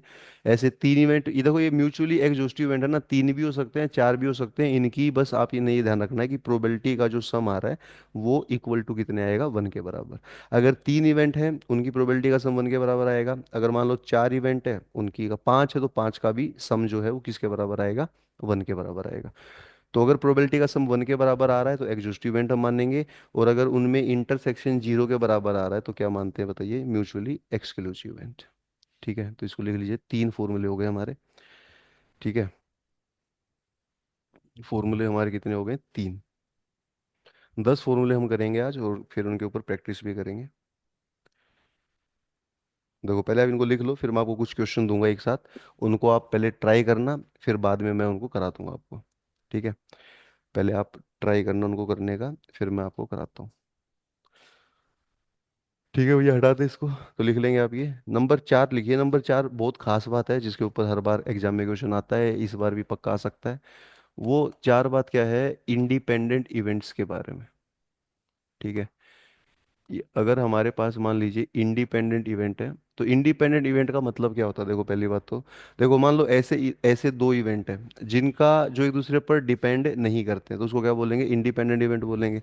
इंडिपेंडेंट इवेंट की है ना एक प्रॉपर्टी होती है जो हमें ध्यान रखनी है, कि अगर मान लीजिए ए और बी दो इवेंट हैं, और वो अगर मान लो इंडिपेंडेंट है, तो होता क्या है कि इंडिपेंडेंट इवेंट्स के समय अगर आपके पास दो इवेंट है, ठीक है, और अगर आप उन दोनों का इंटरसेक्शन करते हैं इंडिपेंडेंट के समय, अगर आप उनका क्या करते हैं बताओ, इंटरसेक्शन करते हैं, तो वो इंटरसेक्शन जो होता है वो आप समझिएगा उन दोनों की मल्टीप्लाई के बराबर आता है। तो ये है इंडिपेंडेंट की बहुत खास बात। इंडिपेंडेंट की खास बात क्या है कि इंडिपेंडेंट के अंदर जो इंटरसेक्शन है वो उन दोनों की क्या आ जाता है, मल्टीप्लाई के बराबर। यानी कि एक तरह से आप देखो कि जो ये इंटरसेक्शन का सिंबल है ये मल्टीप्लाई में बन जाता है। कोई भी दो इवेंट हों, अगर वो इंडिपेंडेंट होंगे और उनके बीच में इंटरसेक्शन होगा, तो इंटरसेक्शन किस में कन्वर्ट हो जाएगा बताइए आप, वो मल्टीप्लाई में कन्वर्ट हो जाएगा। ठीक है। और इसमें देखो जैसे मान लो मैं अगर आपको लिखवाऊं, अगर मैं आपको मान लो इसमें लिखवाता हूँ ए, इसमें देखो ए इंटरसेक्शन बी, तो ए और बी की मल्टीप्लाई होती है। साथ में अगर किसी पर बार आ जाए, साथ में अगर किसी पर क्या आ जाए बार, जैसे मान लो बी पर बार आ गया, बी पर डैश आ गया, अभी भी आपने कुछ नहीं करना, ये इंटरसेक्शन का सिंबल अभी भी क्या बनेगा, इनकी मल्टीप्लाई बनेगा। और मल्टीप्लाई किस किस की, जो लिखा है उसी की। अगर यहाँ ए लिखा है तो प्रोबेबिलिटी ऑफ ए लिख दोगे, और बी का डैश लिखा है तो प्रोबेबिलिटी ऑफ बी का डैश लिख दोगे, ये होता है। ठीक है। और अगर मान लो ऐसे ही बार ए पर लग जाए, बार अगर ए पर लगेगा तो आपने फिर भी कुछ नहीं करना, ए का बार इनटू में बी का बार, मतलब अगर बार लगता है तो भी इंटरसेक्शन का साइन किसका साइन बन जाएगा, उनकी मल्टीप्लाई का। तो बार से भी कोई फर्क नहीं पड़ेगा, प्रॉपर्टी अपनी जगह पर रहेगी कि जो इंटरसेक्शन का साइन है वो किसका साइन बन जाएगा, उनकी मल्टीप्लाई का साइन बन जाएगा। लेकिन कब बनेगा ऐसा, जब इवेंट कैसे होंगे मुझे बताना जरा, इंडिपेंडेंट होंगे। ठीक है, ये इसकी क्या है, प्रॉपर्टी है कि ऐसा हो जाता है। और इसी में आप दूसरी बात लिखेंगे कि इंटरसेक्शन तो उनकी मल्टीप्लाई के बराबर होता है, साथ में उनका यूनियन क्या होता है, उनका यूनियन क्या होता है। तो देखिए अगर इंटरसेक्शन उनकी मल्टीप्लाई के बराबर है, तो जो उनका यूनियन होता है वो होता है वन माइनस प्रोबेबिलिटी ऑफ ए का बार और इनटू में ही प्रोबेबिलिटी ऑफ बी का बार। ये फॉर्मूला भी आप समझिएगा बहुत ज़्यादा फेमस है, बहुत ज़्यादा खास है, इस पर भी क्वेश्चन आ सकते हैं। इंडिपेंडेंट के इवेंट अगर देगा, जो आपको पक्का एग्जाम में दे सकता है, इंडिपेंडेंट के दो फॉर्मूले हैं, ठीक है। इंडिपेंडेंट के अंदर आपको सिर्फ कितनी बातें ध्यान रखनी है, दो बातें, एक तो उनका इंटरसेक्शन किसके बराबर होता है, और एक उनका यूनियन किसके बराबर होता है। ये दो बातें आपने ध्यान रखनी है, ठीक है। ए का और बी का इंटरसेक्शन किसके बराबर होता है, और ए का और बी का जो यूनियन है वो किसके बराबर होता है, ठीक है। ये दो बातें आपने ध्यान रख। बोलिए भैया, अगर इवेंट्स इंडिपेंडेंट हैं तो इंटरसेक्शन उनकी मल्टीप्लाई बन जाता है, बेशक बार लगा दे तो भी, और यूनियन बन जाता है वन माइनस ए का डैश, और क्या बन जाता है, बी का डैश। ठीक है। तो ये हमारी बात होगी नंबर 4 की। और इंडिपेंडेंट इवेंट देखो एग्जाम में ना, वैसे तो वो लिखता है कि इवेंट्स कैसे इंडिपेंडेंट है, इंडिपेंडेंट इवेंट में वो 99% तो लिख देता है कि इवेंट कैसे हैं, इंडिपेंडेंट है। ठीक है। और वैसे अगर इवेंट देखो इंडिपेंडेंट ना हो और ना लिखे वो, तो समझने के लिए आप समझो, जैसे मान लो कि देखो जैसे होता क्या, मान लीजिए हमारे पास जैसे मान लो एक मैं क्वेश्चन देता हूँ तीन बच्चों को सोल्व करने को, ठीक है। एक क्वेश्चन मैंने दिया तीन बच्चों को, ए को, बी को और सी को, ठीक है, तीन बच्चे हैं उनको मैंने क्वेश्चन सोल्व करने को दिया है। अब जो पहला बच्चा है उसको, वो इस क्वेश्चन को सोल्व करेगा, मान लो उसकी प्रोबेबिलिटी 1/2 है। जो दूसरा बच्चा है उसकी प्रोबेबिलिटी मान लो 3/5 है। और जो तीसरा बच्चा है मान लो उसकी 4/7, ठीक है, ऐसा मान लो उनकी प्रोबेबिलिटी है। सॉरी, देखो अगर ये उनकी प्रोबेबिलिटी है क्वेश्चन को सोल्व करने की, तो आप समझिएगा अगर मैं आपको ये कहूँ कि एक क्वेश्चन मैंने इन तीन बच्चों को दे दिया, ये उनकी सोल्व करने की प्रोबेबिलिटी है, तो अब क्या प्रोबेबिलिटी है कि इन तीनों में से only one will solve the question, ठीक है, ओनली वन विल सोल्व। क्या प्रोबेबिलिटी है इन तीनों में से केवल एक क्वेश्चन को सोल्व करेगा, ठीक है। तो देखो इस क्वेश्चन में ना इसने लिखा नहीं है कि इवेंट इंडिपेंडेंट है, पर आप समझिए इंडिपेंडेंट इवेंट का मतलब क्या होता है मुझे बताओ, ऐसे इवेंट जो एक दूसरे पर डिपेंड ना करें, ठीक है। तो यहाँ पर भी देखो, जो हाँ मान लो क्वेश्चन में देता हूँ बच्चों को, तीन बच्चों को, तो जो पहला बच्चा है ये क्वेश्चन सोल्व करेगा या नहीं करेगा, ये बच्चा, इसकी पर्सनल वो है, मतलब ये बाकी दो पे डिपेंड नहीं है, ठीक है। अगर उसको आता है तो वो कर देगा, नहीं आता तो नहीं कर पाएगा। तो इस केस में उसने लिखा नहीं है कि इंडिपेंडेंट है, पर आपको खुद समझना पड़ेगा कि इवेंट कैसे हैं, इंडिपेंडेंट है, ठीक है, इस तरह के क्वेश्चन में। और इसका मैं देखो आपको आंसर बताता हूँ, देखो इसका आंसर क्या होगा। जैसे मान लो ए बच्चा है, उसके सोल्व करने की प्रोबेबिलिटी 1/2 है, और मैं अगर आपसे पूछूं कि ए बच्चा सोल्व नहीं करेगा, इसकी प्रोबेबिलिटी क्या होगी। तो ए अगर 1/2 है तो ए का बार कितना होगा, तो आप क्या करेंगे ना, उस ए को 1 में से घटा देंगे, तो 1 में से अगर 1/2 घटाएंगे तो 1/2 ही आ जाएगा। ऐसे ही आप मुझे बताओ बी का बार क्या होगा, बी का बार मतलब बी सोल्व नहीं करेगा, तो 1 में से अगर इसको घटाएंगे तो 2/5 आ जाएगा।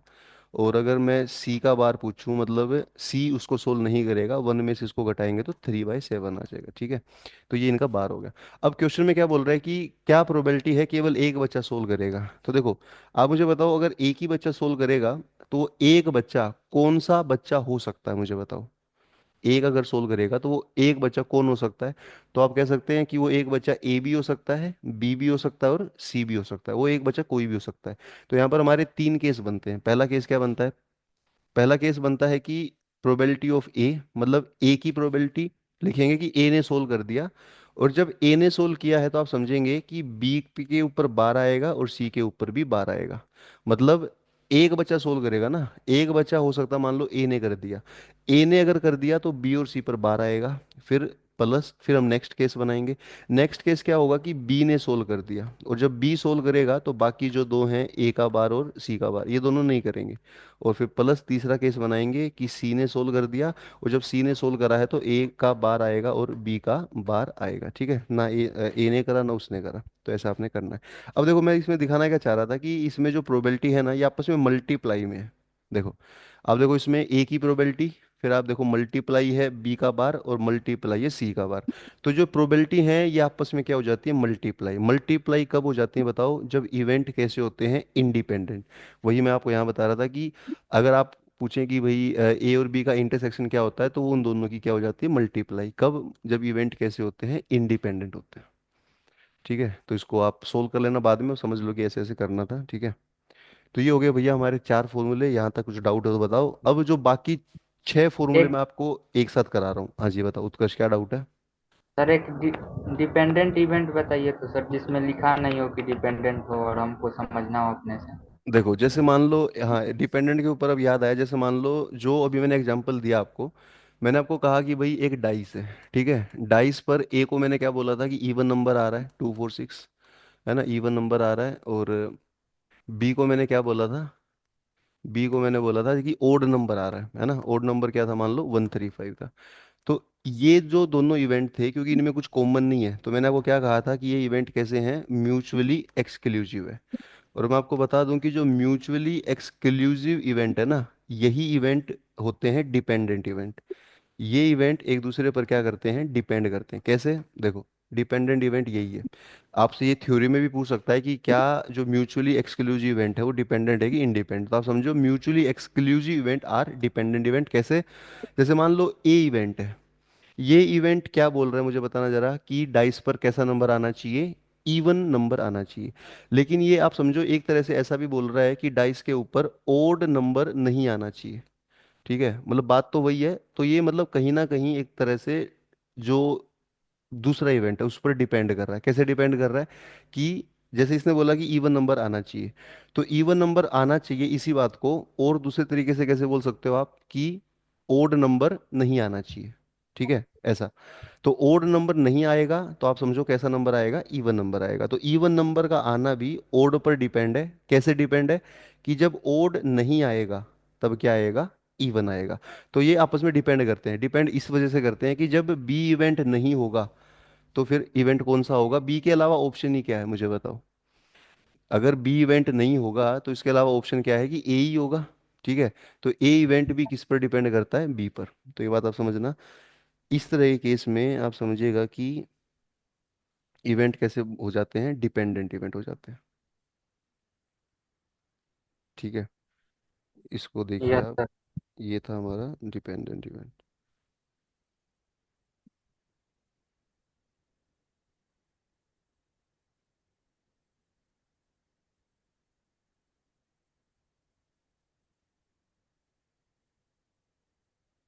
चलो भैया, और बताओ और कोई डाउट हो आपको अब तक के काम में तो मुझे बताइए, और बाकी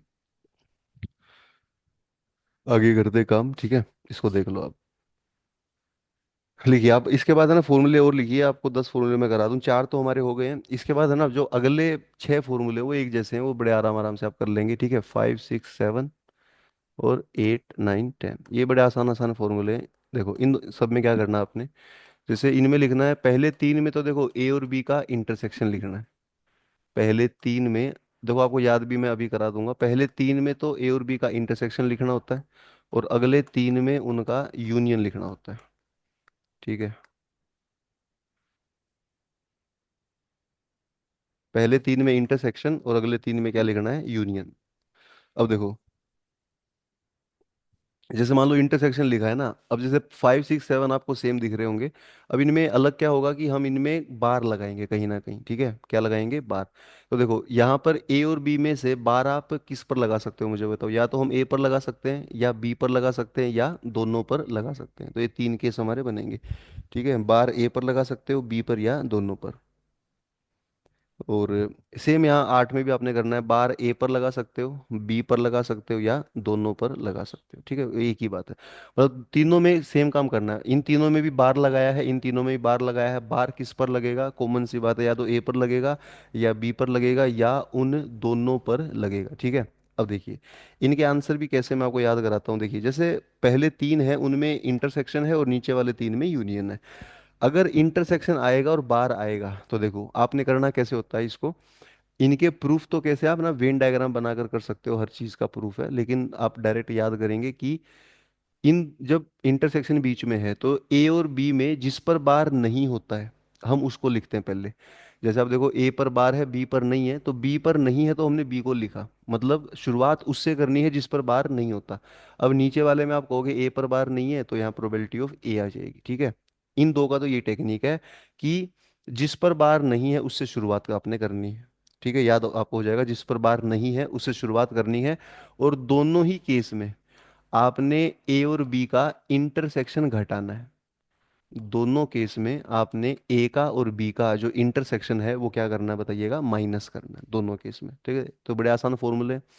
ए और बी का इंटरसेक्शन माइनस करना है, किस में से माइनस करना है, जिस पर बार नहीं है उसमें से माइनस करना। और कब माइनस करना है, जब ए और बी के बीच में इंटरसेक्शन होगा और बार किसी एक पर होगा, या तो ए पर होगा या बी पर होगा। दोनों पर होगा तो मैं आपको अलग टेक्निक उसकी बताऊंगा, फिलहाल आप देखिए जब बार एक पर है तब क्या करते हैं। अब देखिए आप यहाँ देखिए नंबर 8 और 9 में, आप मुझे बताओ नंबर 8 और 9 भी वैसे ही हैं, बार या तो ए पर है या बी पर है, पर फर्क क्या है, नंबर 5 और 6 में तो इंटरसेक्शन था और नंबर 8 और 9 में यूनियन है। अच्छा आप मुझे बताओ इंटरसेक्शन और यूनियन कैसे होते हैं बताना जरा, एक दूसरे का उल्टा होते हैं, हाँ, इंटरसेक्शन का उल्टा ही यूनियन होता है। तो ये काम भी देखो अब उल्टा ही करेगा। ठीक है, उल्टा कैसे करेगा, जैसे इसमें मैंने क्या बोला ऊपर कि जिस पर बार नहीं है उसको लिखो, तो इसका अब आपने उल्टा करना है। क्या उल्टा करेंगे बताओ, इस चीज का रिवर्स कर दीजिए कि जिस पर बार है उसको हम लिखेंगे। जैसे यहाँ पर ए पर बार है तो हम ए का बार भी साथ में लिखेंगे और बार जिस पर है उसी को लिख देंगे बार के साथ। नीचे वाले में बी पर बार है तो बी का क्या लिख दिया, बार। तो अब देखो उसमें बिना बार वाले को लिखा था, इसमें बार वाले को लिखना है। ठीक है, उल्टा काम होता है। अब बताओ बाकी का काम जो ये था ये भी क्या हो जाएगा, उल्टा। तो उल्टा कैसे होगा मुझे बताओ आप खुद ही, कैसे उल्टा हो सकता है, उसमें क्या किया था हमने, उसका अपोजिट करना है। ऐड हो जाएगा हाँ उसमें दोनों। माइनस हुआ था, इसमें क्या हो जाएगा, ऐड हो जाएगा। तो देखो ये उल्टा काम उसका, तो आपको दोनों याद हो जाएंगे कि उसमें वो करना था और उसमें वो करना था। ठीक है, ये हो गए हमारे। अब बचे हमारे दो। अब वो दोनों का एक जैसा फॉर्मूला है, दोनों का, नंबर 7 का भी वही फार्मूला है और नंबर 10 का भी वही फार्मूला है। क्यों, क्योंकि दोनों आप देखो इनमें ना 7 और 10 में कॉमन चीज क्या है कि जो बार है वो दोनों पर है, ए पर भी बी पर भी, इसमें ए पर भी और बी पर भी। और जब बार दोनों पर होता है तो इसके जो फॉर्मूले दिए हैं वो डी मोर्गन्स ने दिए हैं। ठीक है, आपने सेट्स में पढ़ा होगा डी मोर्गन्स लो, तो ये दो लो डी मोर्गन के हैं। कब, जब बार किस पर होता है, दोनों पर होता है। ठीक है, और जो फॉर्मूले मैं बता रहा हूँ ये सिर्फ प्रोबेबिलिटी में काम नहीं आते, ये सेट्स में भी काम आते हैं। मतलब इन सब के आगे अगर मैं पी हटा दूं, पी का मतलब क्या है, प्रोबेबिलिटी है, और मैं अगर इन सब के आगे पी हटा दूं और एन लगा दूं, एन मतलब नंबर, तो ये सारे फॉर्मूले काम करेंगे। और ये सारे फॉर्मूले किसके बन जाएंगे, सेट्स के बन जाएंगे। एन लगाने से, नंबर लगाने से सेट्स बन जाएगा, पी लगाने से ये फिलहाल क्या है, प्रोबेबिलिटी है। ठीक है, इसको समझिए आप।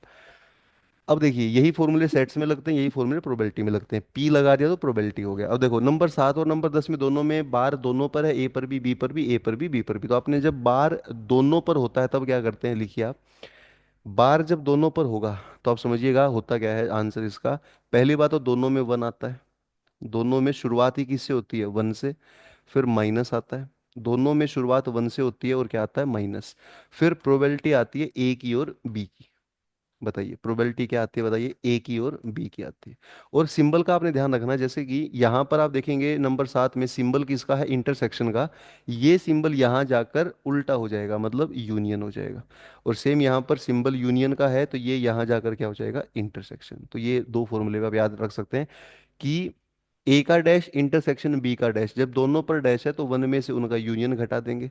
और यहाँ पर भी ए पर डैश है बी पर डैश है, उनका यूनियन है तो वन में से उनका इंटरसेक्शन घटा देंगे।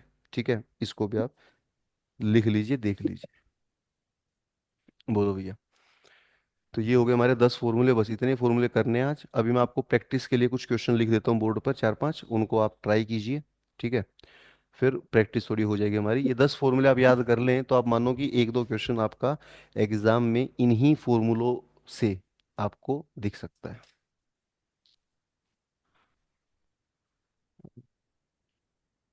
देखो मैं एक बार बुक ले आता हूँ प्रीवियस ईयर वाली, फिर आपको क्वेश्चन लिख। सर 2025 में आपकी इसका इस पे क्वेश्चन आया था।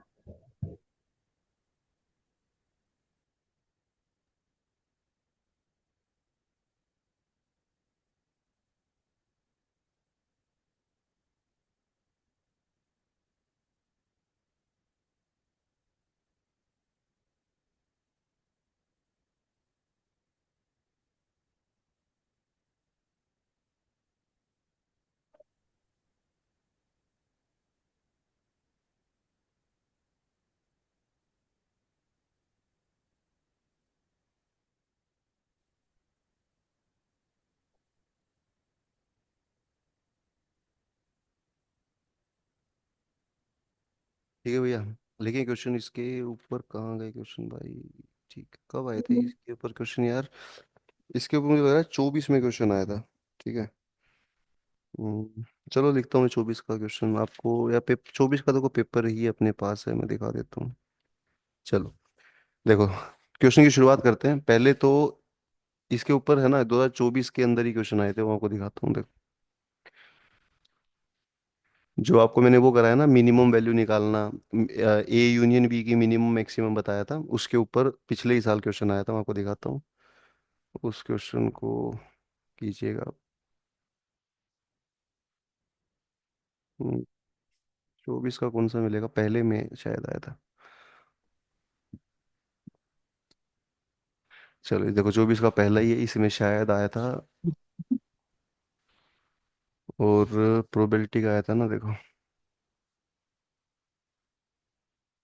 ये तो जीएटी का है यार।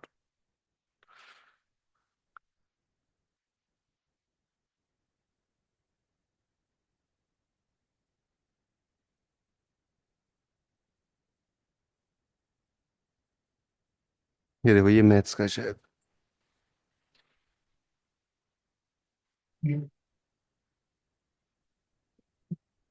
देखो ये क्वेश्चन आया था एनडीए में। देखो ये वाला क्वेश्चन, एक बार तो इसको देखो आप, ये वैल्यू एक बार लिख लो आप, ठीक है। फिर इस पेज को हटाना पड़ेगा, इसको लिखिए आप। ये लास्ट ईयर एनडीए में आया था, क्या लिखा है, जो जो मेन बात वो लिख लो आप, कि ए और बी दो इवेंट है सच दैट उनका जो यूनियन है, क्या लिखा हुआ है कि union greater than less greater than equal to 0.75 है। और जो उनका इंटरसेक्शन है वो कितना है, 0.125 से लेकर 0.375। इंटरसेक्शन की वैल्यू 125 से 375 दे रखी है। और यूनियन की वैल्यू क्या दे रखी है, ग्रेटर देन इक्वल टू 0.75। ठीक है, तो आपको 2 मिनट का मैं टाइम दे रहा हूँ, इस क्वेश्चन को कीजिए। ठीक है, तो ये दो क्वेश्चन आए थे, 111 और 112। ठीक है, आई होप नजर आ रहा होगा आपको। 111 और 112, देखो मैं आपको क्वेश्चन लिखवा दूं कि जो स्टेटमेंट थी। देखो स्टेटमेंट थी कि जो यूनियन है वो ग्रेटर देन इक्वल टू क्या है, 0.75। और जो इंटरसेक्शन है वो किस किस के बीच में है, वो है 0.125 के और 0.375 की। तो बोलो भैया क्या इसका आंसर होगा। आपने इसकी मिनिमम वैल्यू बतानी है किसकी, उसके P A plus P B की, और उसी की मैक्सिमम वैल्यू बतानी है। ठीक है, 2 मिनट का टाइम आपके पास, करो इसको।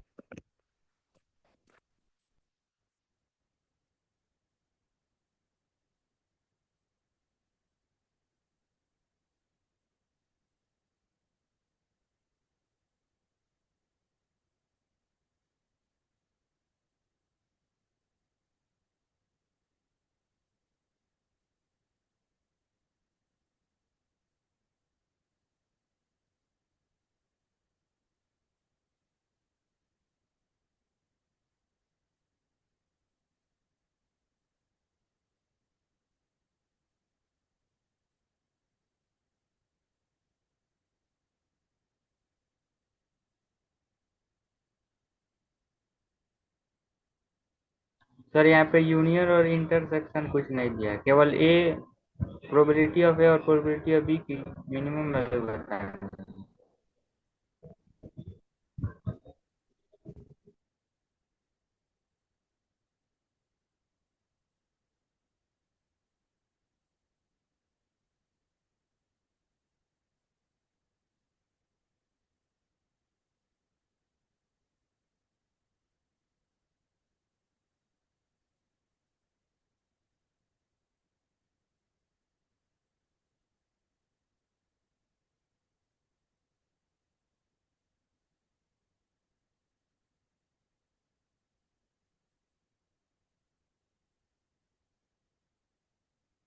बोलो भैया कितना आंसर आ रहा है इनका?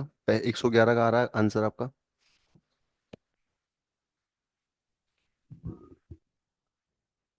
देखो ये एनडीए में लास्ट ईयर आया था। देखो कैसे आप करेंगे इसमें। सर मेरा डी आ रहा है इसमें। क्या आ रहा है आपका? 111 का डी आ रहा है। हाँ सर। और 12 का कितना आ रहा है?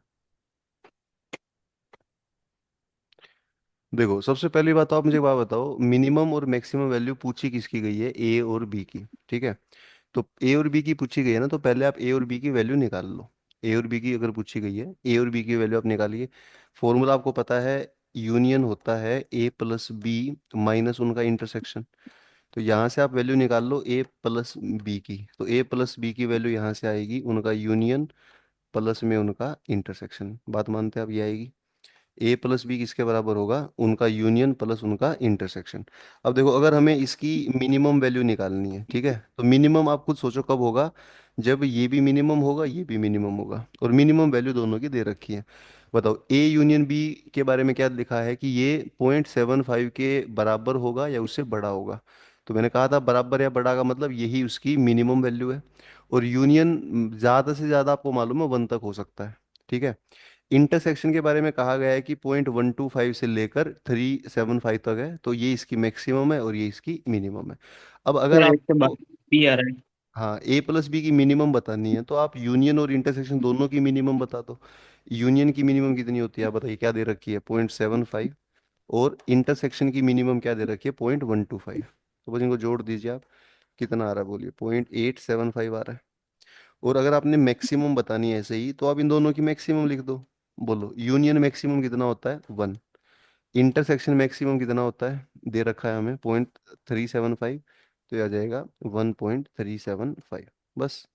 ना इसमें ज़्यादा कैलकुलेशन है, और कितने मार्क्स मिलेंगे आपको? 5 नंबर।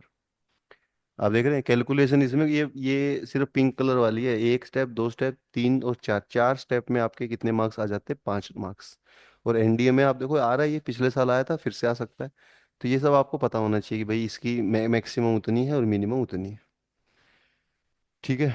तो आई होप आप कर लेंगे। 2 क्वेश्चन हो गए हमारे। डाउट है तो बताइए, फिर मैं नए क्वेश्चन लिखता हूँ आपके सामने 4 5। बोलो भैया। कोई डाउट नहीं है? लिखिए। इसके बाद मैं कुछ क्वेश्चन लिख रहा हूँ, उनको आप मुझे करके दिखाइए। ठीक है। क्वेश्चन वही होंगे जो एग्जाम में आए हैं कभी ना कभी। देखो जो काम मैंने आपको अभी कराया है, उस काम पर जो जो क्वेश्चन आए हैं वो मैं आपको लिख देता हूँ। ठीक है, देखिए। ठीक है, देखो इनके क्वेश्चन के मैं ईयर नहीं लिख रहा, आप समझो कि हर क्वेश्चन PYQ ही है। 23 का, 22 का, ऐसा। तो 23 के दूसरे पेपर में क्वेश्चन ये आया था कि A B C D are mutually exclusive exclusive and exhaustive events.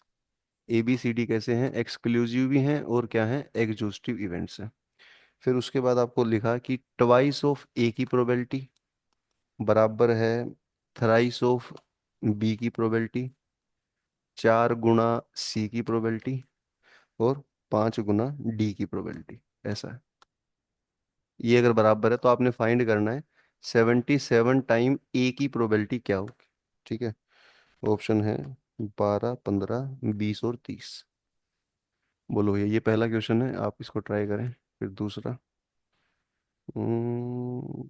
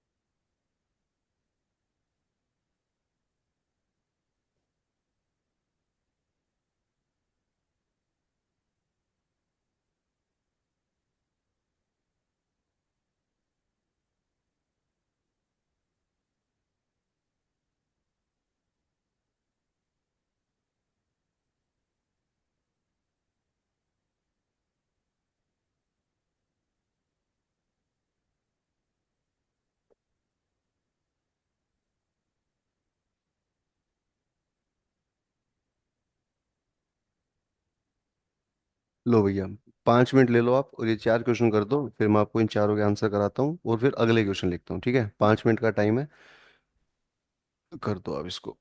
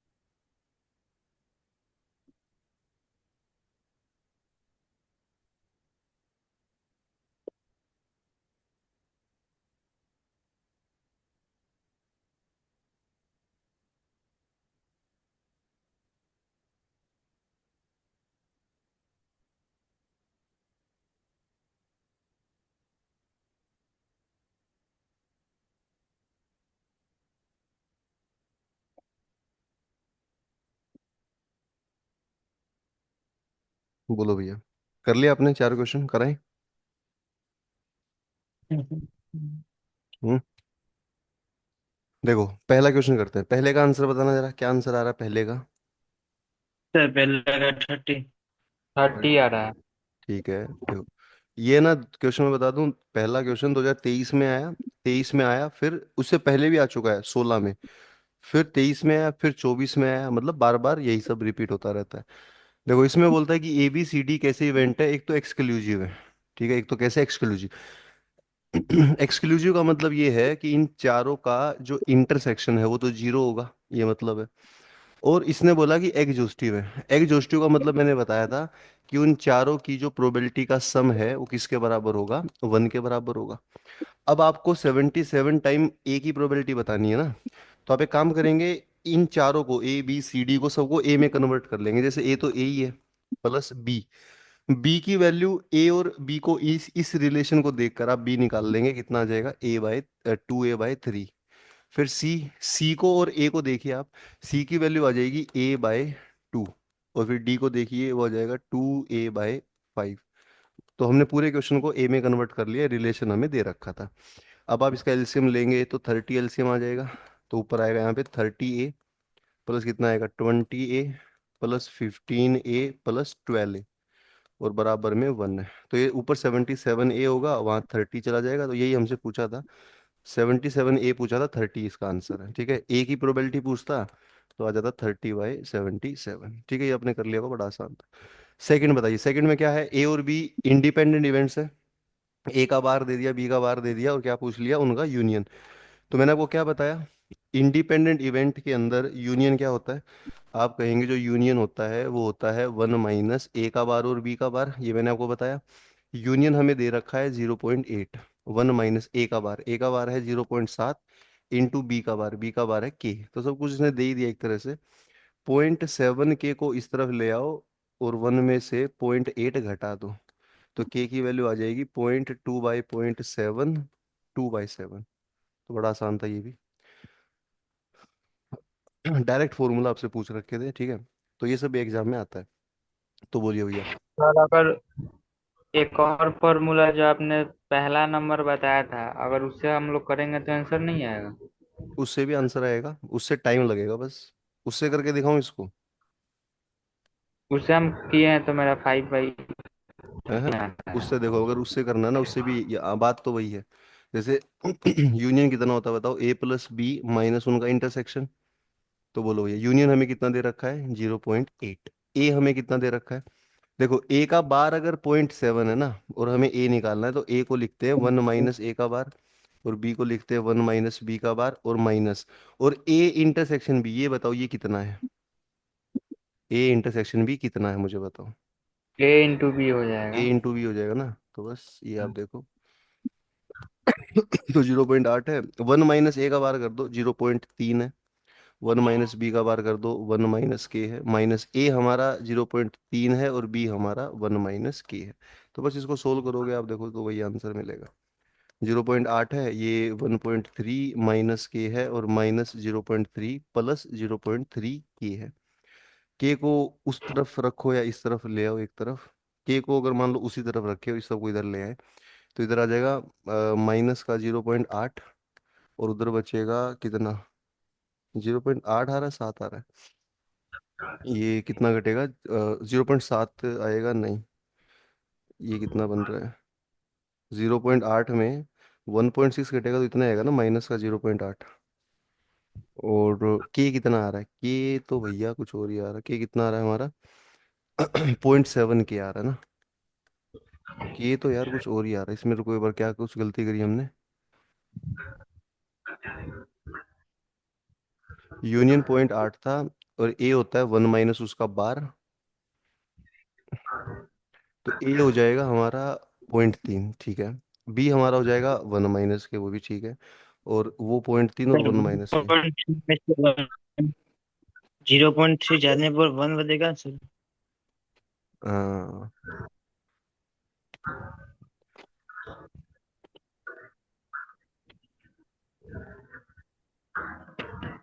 1 को सर उस साइड लेके जाना का। अच्छा भैया ठीक है, सॉरी, मैं इसको बार बार जोड़ रहा था। ये 1 बचेगा ना, और मतलब 0.8 इज इक्वल टू 1, और माइनस का 0.7 के। तो वही आ रहा है ना, 0.7 के बराबर 0.2 के बराबर में 2/7।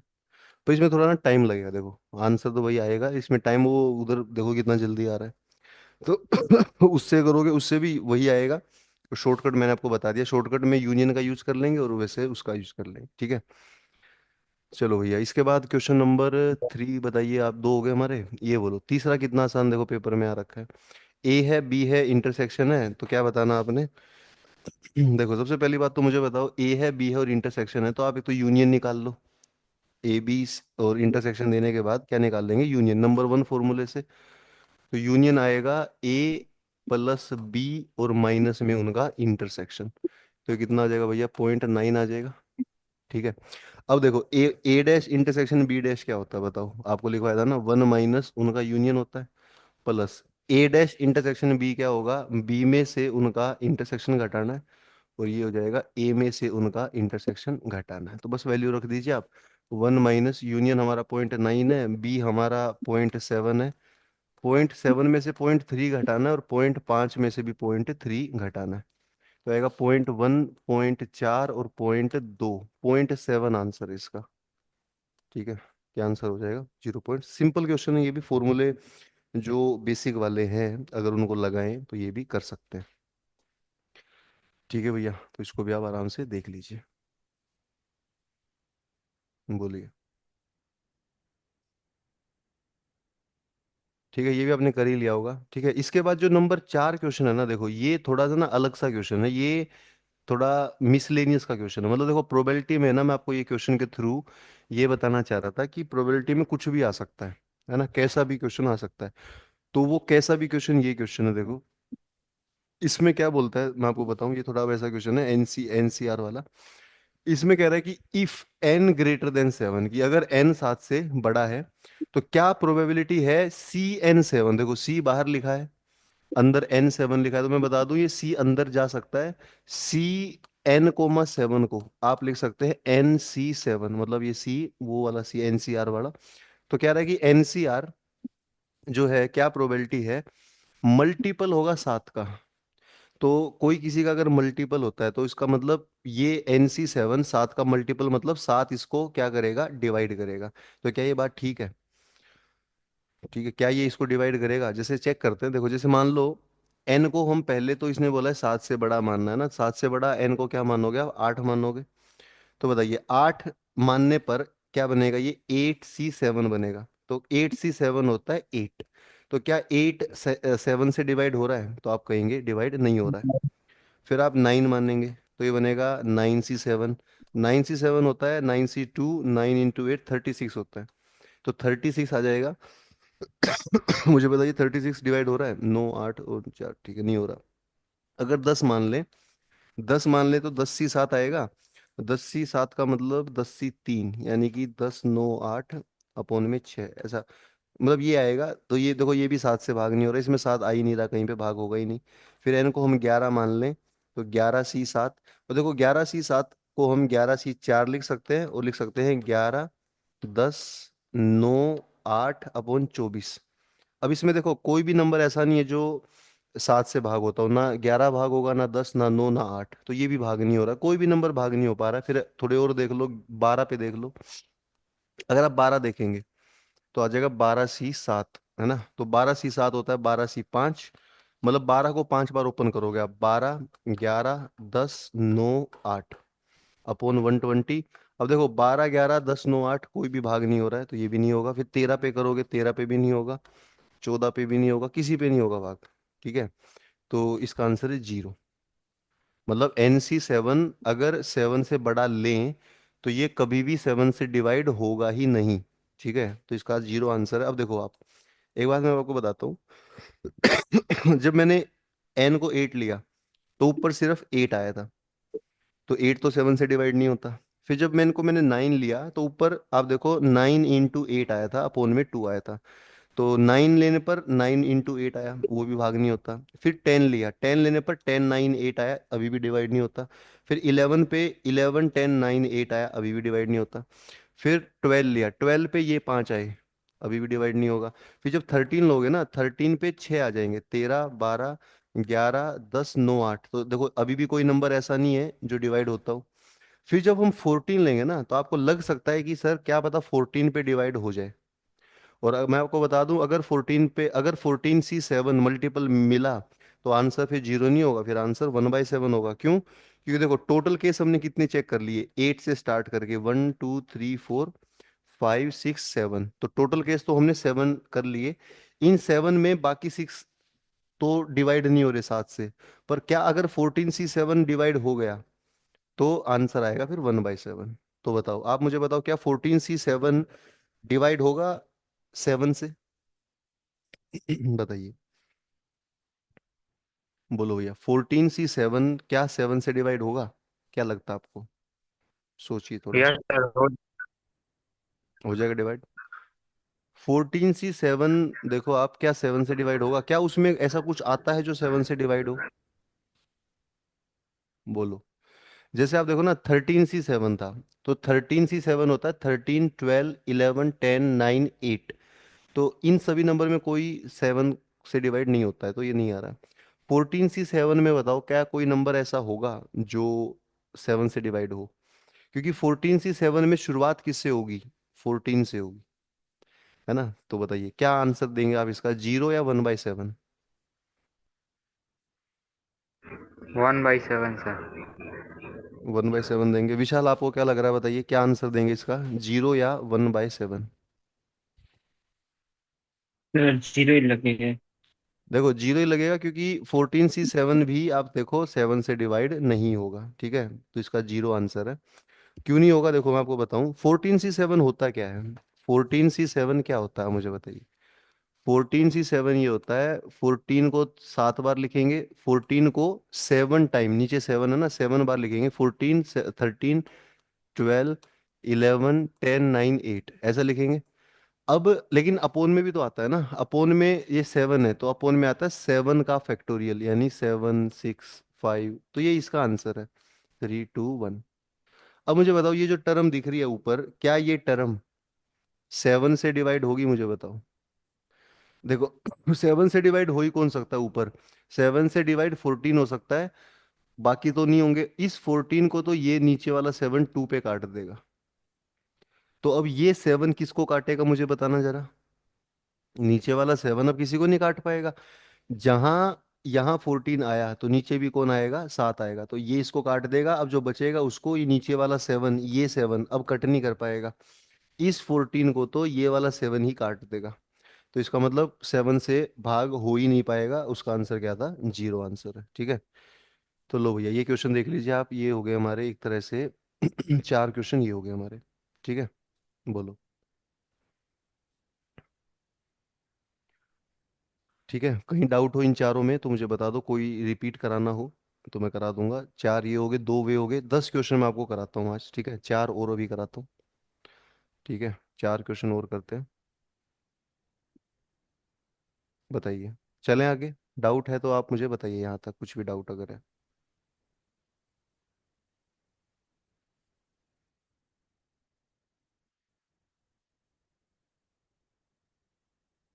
बताओ भैया, कोई डाउट नहीं है, ठीक है। चलो आगे करते हैं।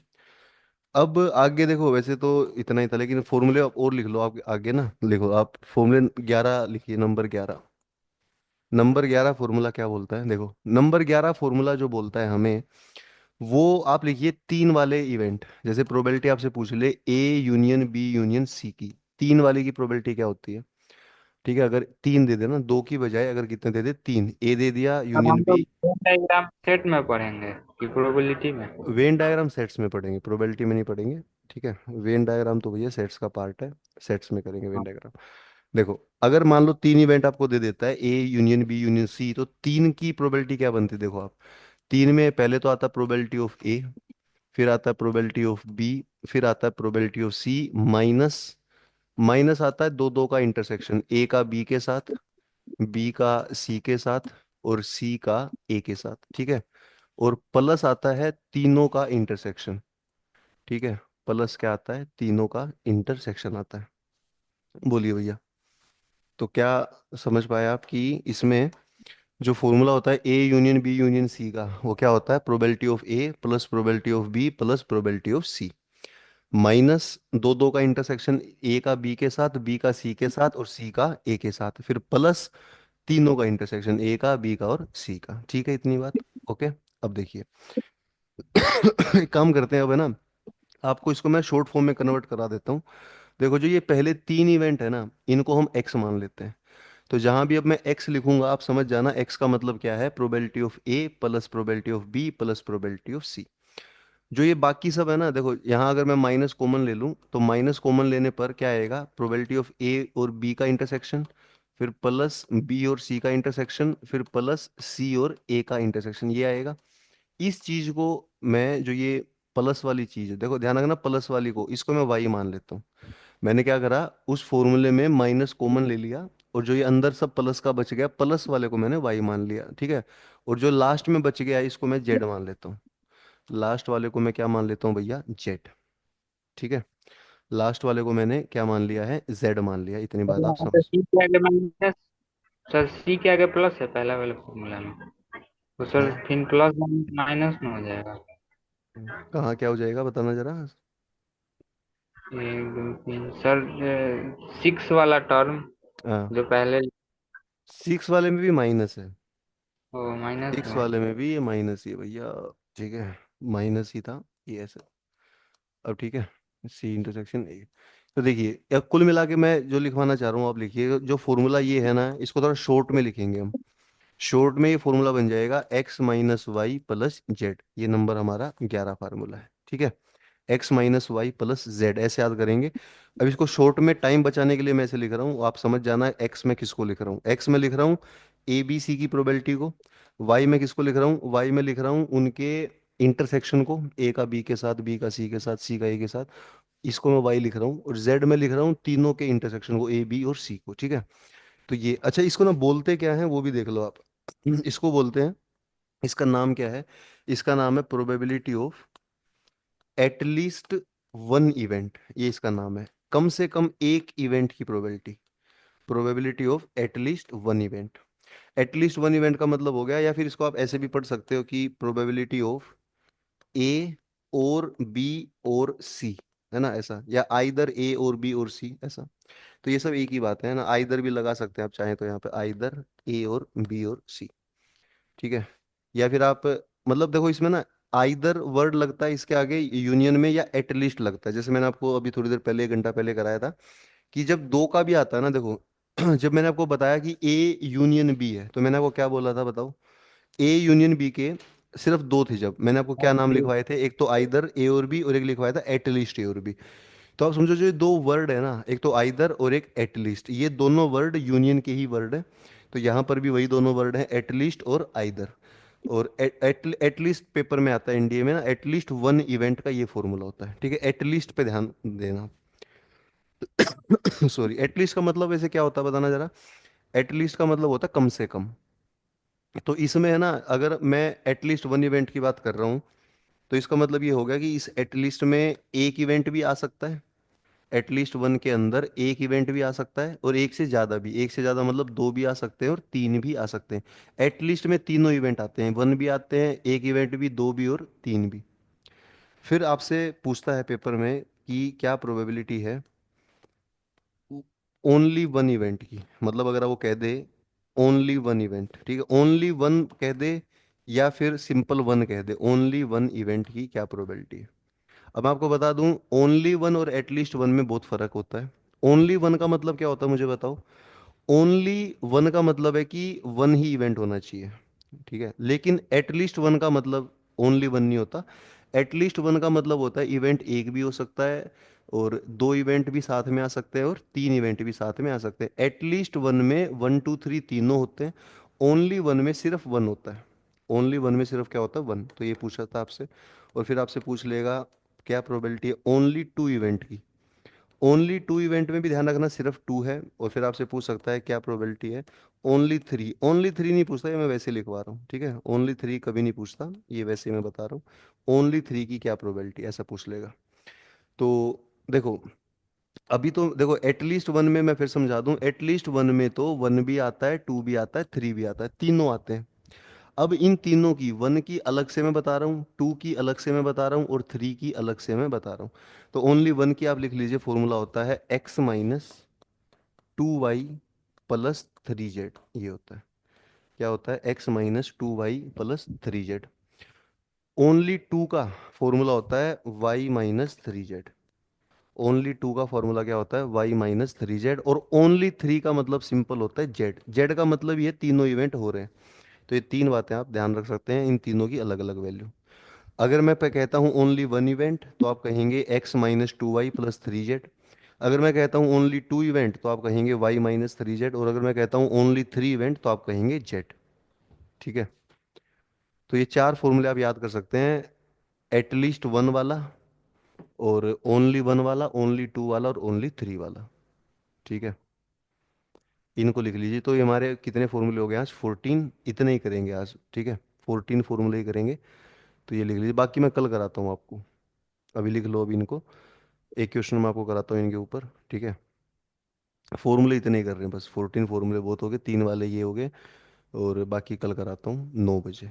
ठीक है, 9 बजे का टाइम बताना जरा, ठीक टाइम है 9 बजे का, या थोड़ा पहले करें, 8:30 बजे करें, बोलो। नहीं सर, 9 बजे ठीक है। 9 से सर साढ़े पहले दस दिक्कत हो देखो, जाएगा। 9 से 10:30 करें, या 8:30 से 10 करें, क्या बोलते हो? सर 9 से 10:30, सर आगे भी कर सकते हैं, 11 बजे तक भी कोई दिक्कत नहीं है। भैया तुम्हें दिक्कत नहीं है ना, मुझे तो दिक्कत है, सुबह मेरे को जॉब पे जाना है। तो कर लेंगे, अभी 10:30 तक करते हैं, ठीक है, 9 से 10:30।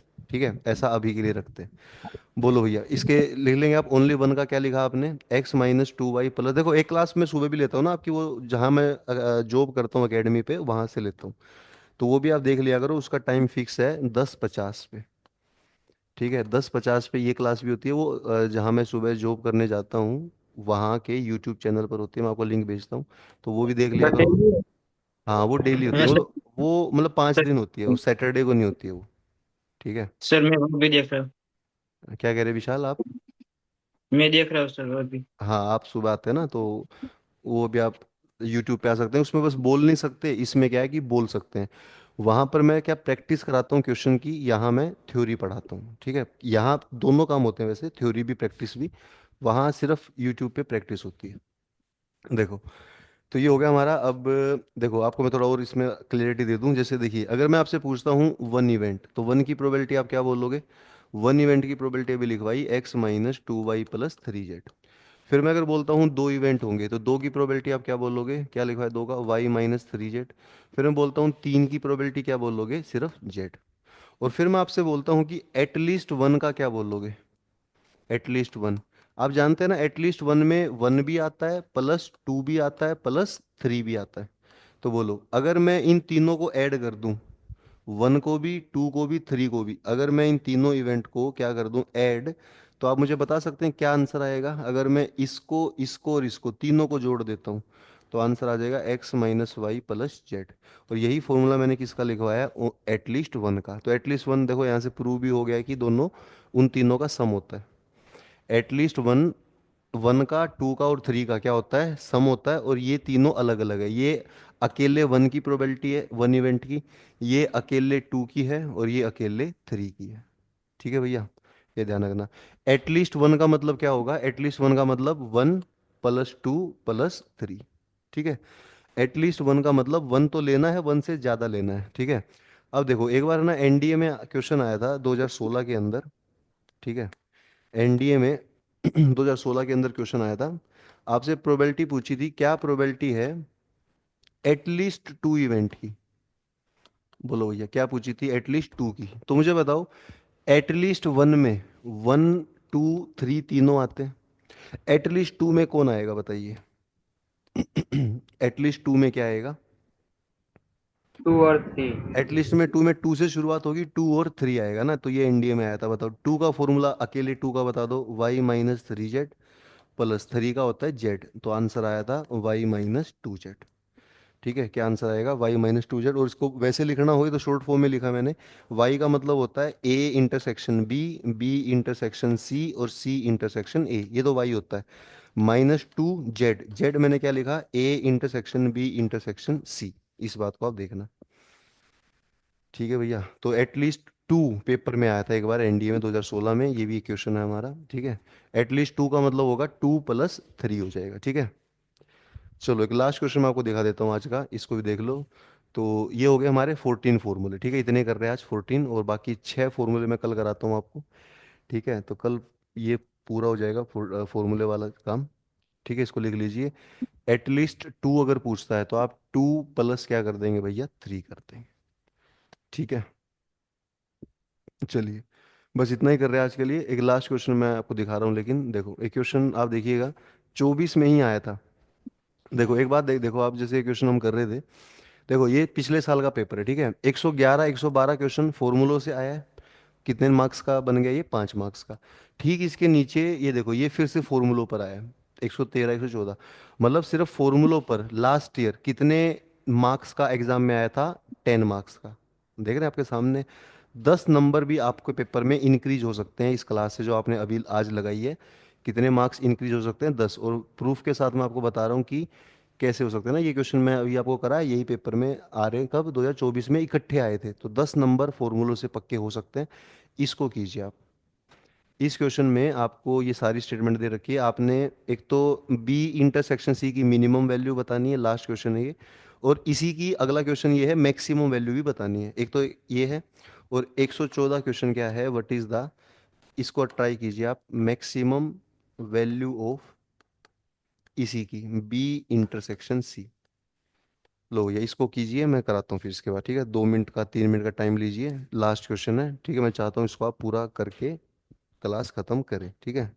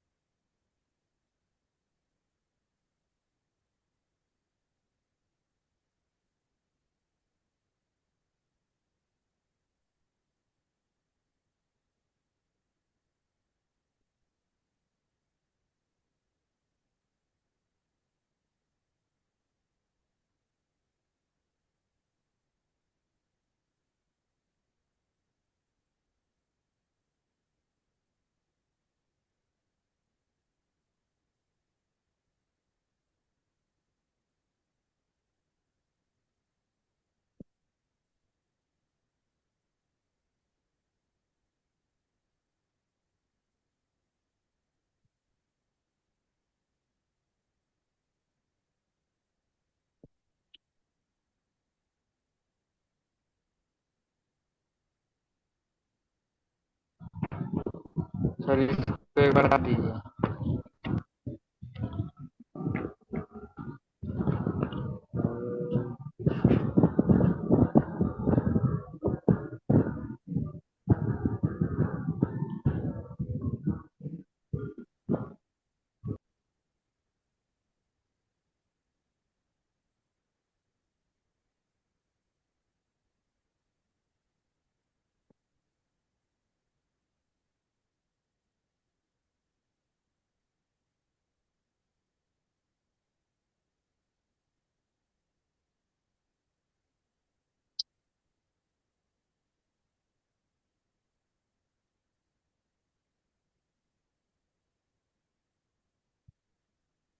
बोलिए भैया, कितना आंसर आ रहा है इसका?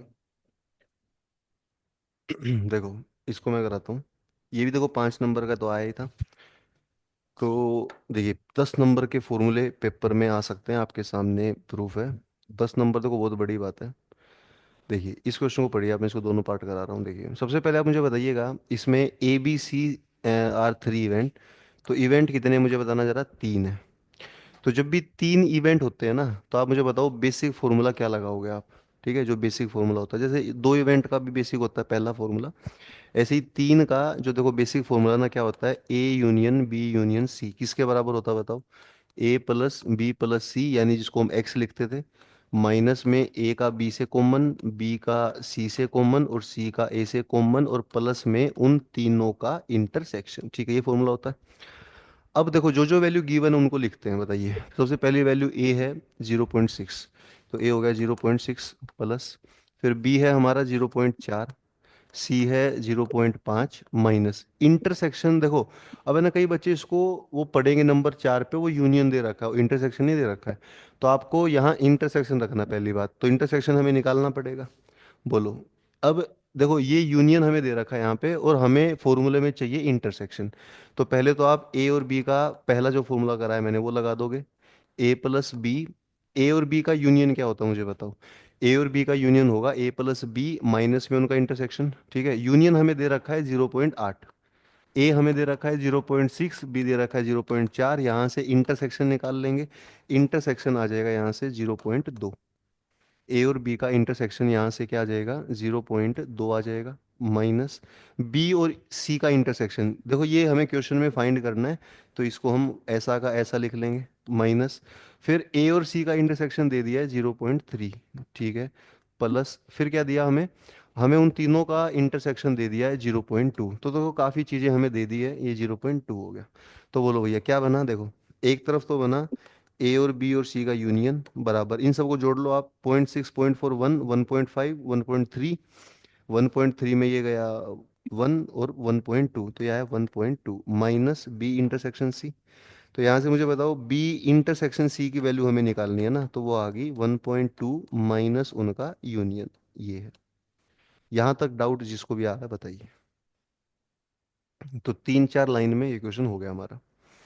सबसे पहले जो तीन का फॉर्मूला वो लिखा, जो जो वैल्यू थी वो लिखी, और फिर एक वैल्यू को निकालने के लिए दो वाला फॉर्मूला लिखा, और ये हमारा आ गया। ठीक है, यहाँ तक डाउट है तो बताइए। अब देखो बात अब सारी आ गई है बी इंटरसेक्शन सी की, हमें क्या निकालनी है, मैक्सिमम वैल्यू, और क्या निकालनी है, मिनिमम वैल्यू। ठीक है, तो आप देखो अब ये वैल्यू मैक्सिमम मिनिमम किस पर डिपेंड कर रही है, उनके यूनियन पर। तो देखो वैसे ना इसमें यूनियन के आगे माइनस का साइन है, तो अगर हमें बी इंटरसेक्शन सी की, या फिर देखो आप मैक्सिमम मिनिमम को भूल जाओ, आप बस ये बताओ यूनियन की, जो ए यूनियन बी होता है ना, ये इसकी दो वैल्यू कौन कौन सी होती है, मैक्सिमम और मिनिमम। यूनियन मैंने आपको बता रखा है मैक्सिमम तो 1 होता है, और मिनिमम यूनियन कितना होता है वो क्वेश्चन में गिवन है, ये रहा देखो। इसने दिया है कि यूनियन 0.85 होगा, यूनियन क्या होगा, 0.85 होगा। ठीक है भैया, तो बोलिए यूनियन अगर 0.85 होगा तो क्या आंसर मिलेगा बताओ। तो देखो एक बार तो इसमें आप 0.85 रख दो यहाँ पे, तो 1/1.2 में 0.85 घटाओगे तो एक आंसर तो आएगा 0.35। और एक बार आप इसकी मैक्सिमम वैल्यू रख दो 1, तो 1.2 में 1 घटाओगे तो आएगा 0.2। अब इन दोनों में जो छोटा है वो मिनिमम है, तो ये जो 0.2 है ये हमारी मिनिमम वैल्यू है, और जो ये 0.35 है ये हमारी मैक्सिमम वैल्यू है।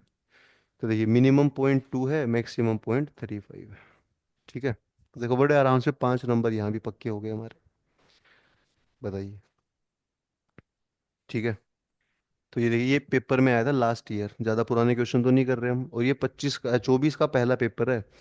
24 का जो दूसरा पेपर था वो आसान था, 25 का पहला भी आसान था, 25 का दूसरा बता नहीं सकते, लेकिन 24 का पहला, 23 का दूसरा, वे टफ पेपर थे, तो ये टफ पेपर था एक तरह से। और टफ पेपर का क्वेश्चन भी आप बड़े आराम से कर सकते हैं। ठीक है, देखिए ये था हमारा पहला। बोलिए भैया कर लेंगे इसको, या किसी में कोई डाउट है तो मुझे बताइए, रिपीट करते हैं और इतना ही काम आज के लिए रखते हैं। ठीक है, हटा दें इसको, सर बताइए। हम्म, हो गया। इसका स्क्रीनशॉट ले लो आप, ठीक है, और इसको कर लेना पूरा, हटा देता हूँ। तो लो भैया ये हो गया हमारा। देखो 2-4 क्वेश्चन तो इस पेपर के ही हो गए हमारे, ठीक है, और बाकी 5 क्वेश्चन बाहर से हो गए, 9 क्वेश्चन हो गए आज, ठीक है, 10 नहीं हो पाए, कोई बात नहीं। बोलो भैया, तो ठीक है इतना काम आज के लिए, कितने फॉर्मूले हो गए हमारे एक तरह से, 14 फॉर्मूले हो गए देखिए। ये एक बड़े खास फॉर्मूले सर लास्ट। स्लाइड दिखा दीजिए। देखो ये जो फॉर्मूले है ना हमारे, देखो लास्ट में तो ये कराए थे हमने, ये बड़े खास फार्मूले हैं। फिर इससे पहले ये फॉर्मूले यूनियन का, एटलीस्ट वन का, टू का और थ्री का। फिर ये वाला, ये क्वेश्चन हमने करा था, ये वाला क्वेश्चन, ये 4 क्वेश्चन हमने यहाँ पे करे आज। ठीक है, 4 उस पेपर में करे। 6 फॉर्मूले ये हैं जिसमें डी मॉर्गन का लॉ भी है और बाकी भी है। फिर ये हमने आपको समझाया कि dependent event, mutual exclusive event को ही डिपेंडेंट इवेंट बोलते हैं। ये देखिए, ये इंडिपेंडेंट इवेंट की दो बातें बताई आपको। फिर एक्सक्लूसिव बताया, एग्जॉस्टिव बताया। फिर ये बताया कि यूनियन इंटरसेक्शन मिनिमम मैक्सिमम कितना हो सकता है। फिर आपको ये डायग्राम समझा के दिखाया कि यूनियन का नाम वो क्यों पड़ा। ये पहला फॉर्मूला हमारा, ठीक है, ये भी था, और ये हमारा बेसिक कि भाई जो हमें करना है। ठीक है। तो बस आई होप आपको समझ में आया होगा। बोलिए। ठीक है। सर इसका नोट्स अपलोड हो जाएगा?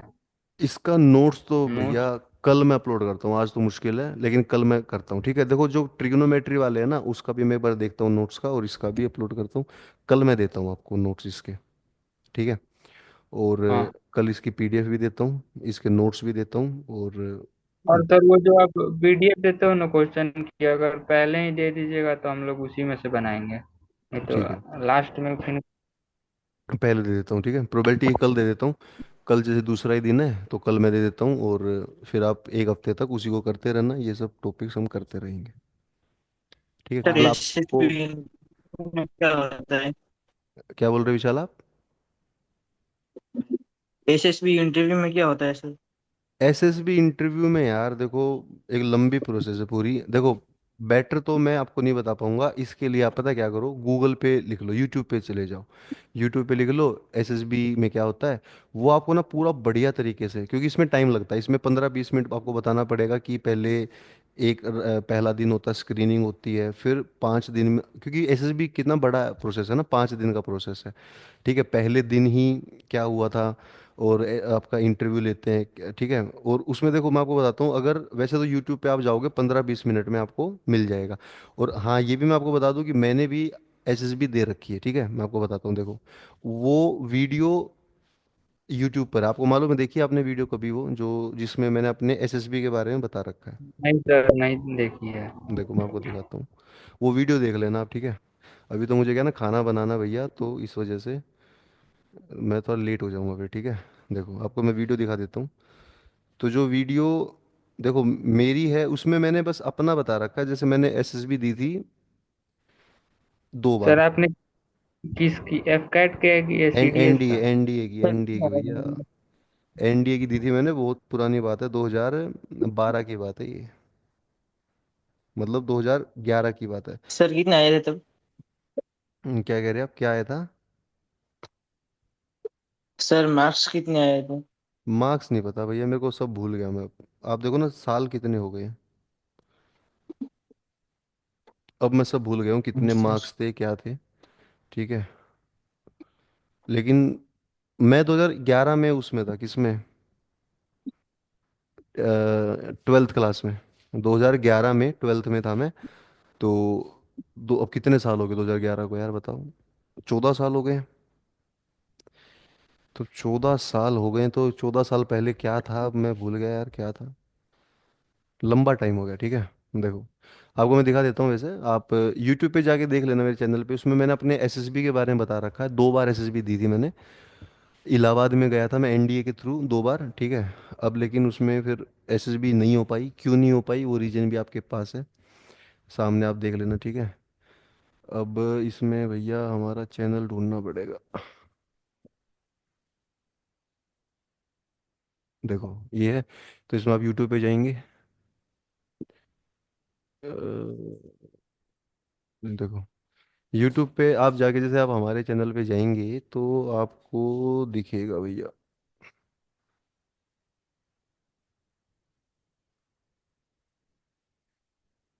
देखो ये अपना चैनल है। इस चैनल पर जब आप जाएंगे ना, तो इसमें वीडियो मिले, इसमें ना आपको वीडियोस में मिलेगा, जो ये वीडियो सेक्शन लाइव में नहीं है, वीडियो अपलोड की थी शायद मैंने। तो देखो यहाँ पर कुछ अलग वैसी वीडियो हैं जो वैसे अपलोड कर रखी हैं बीच बीच में, और कुछ वैसी वीडियो कैसी जिसमें एसएसबी का बता रखा है। देखो यहाँ कहीं अब ढूंढना पड़ेगा यार, पता नहीं कब बताया था। यहाँ था एक वीडियो माई एसएसबी एक्सपीरियंस नाम से, वो आप ढूंढ लेना, अगर यहाँ ना भी मिले तो हाँ मिल जाएगा आपको। ठीक है। माई एसएसबी एक्सपीरियंस नाम से एक वीडियो था, वो आप ढूंढना, यहाँ नीचे कहीं मिलेगा। वो रहा देखो, ये सुन लेना आप, 10 मिनट की, इसमें सारा बता रखा है कि क्या क्या हुआ था, कैसे कैसे हुआ था।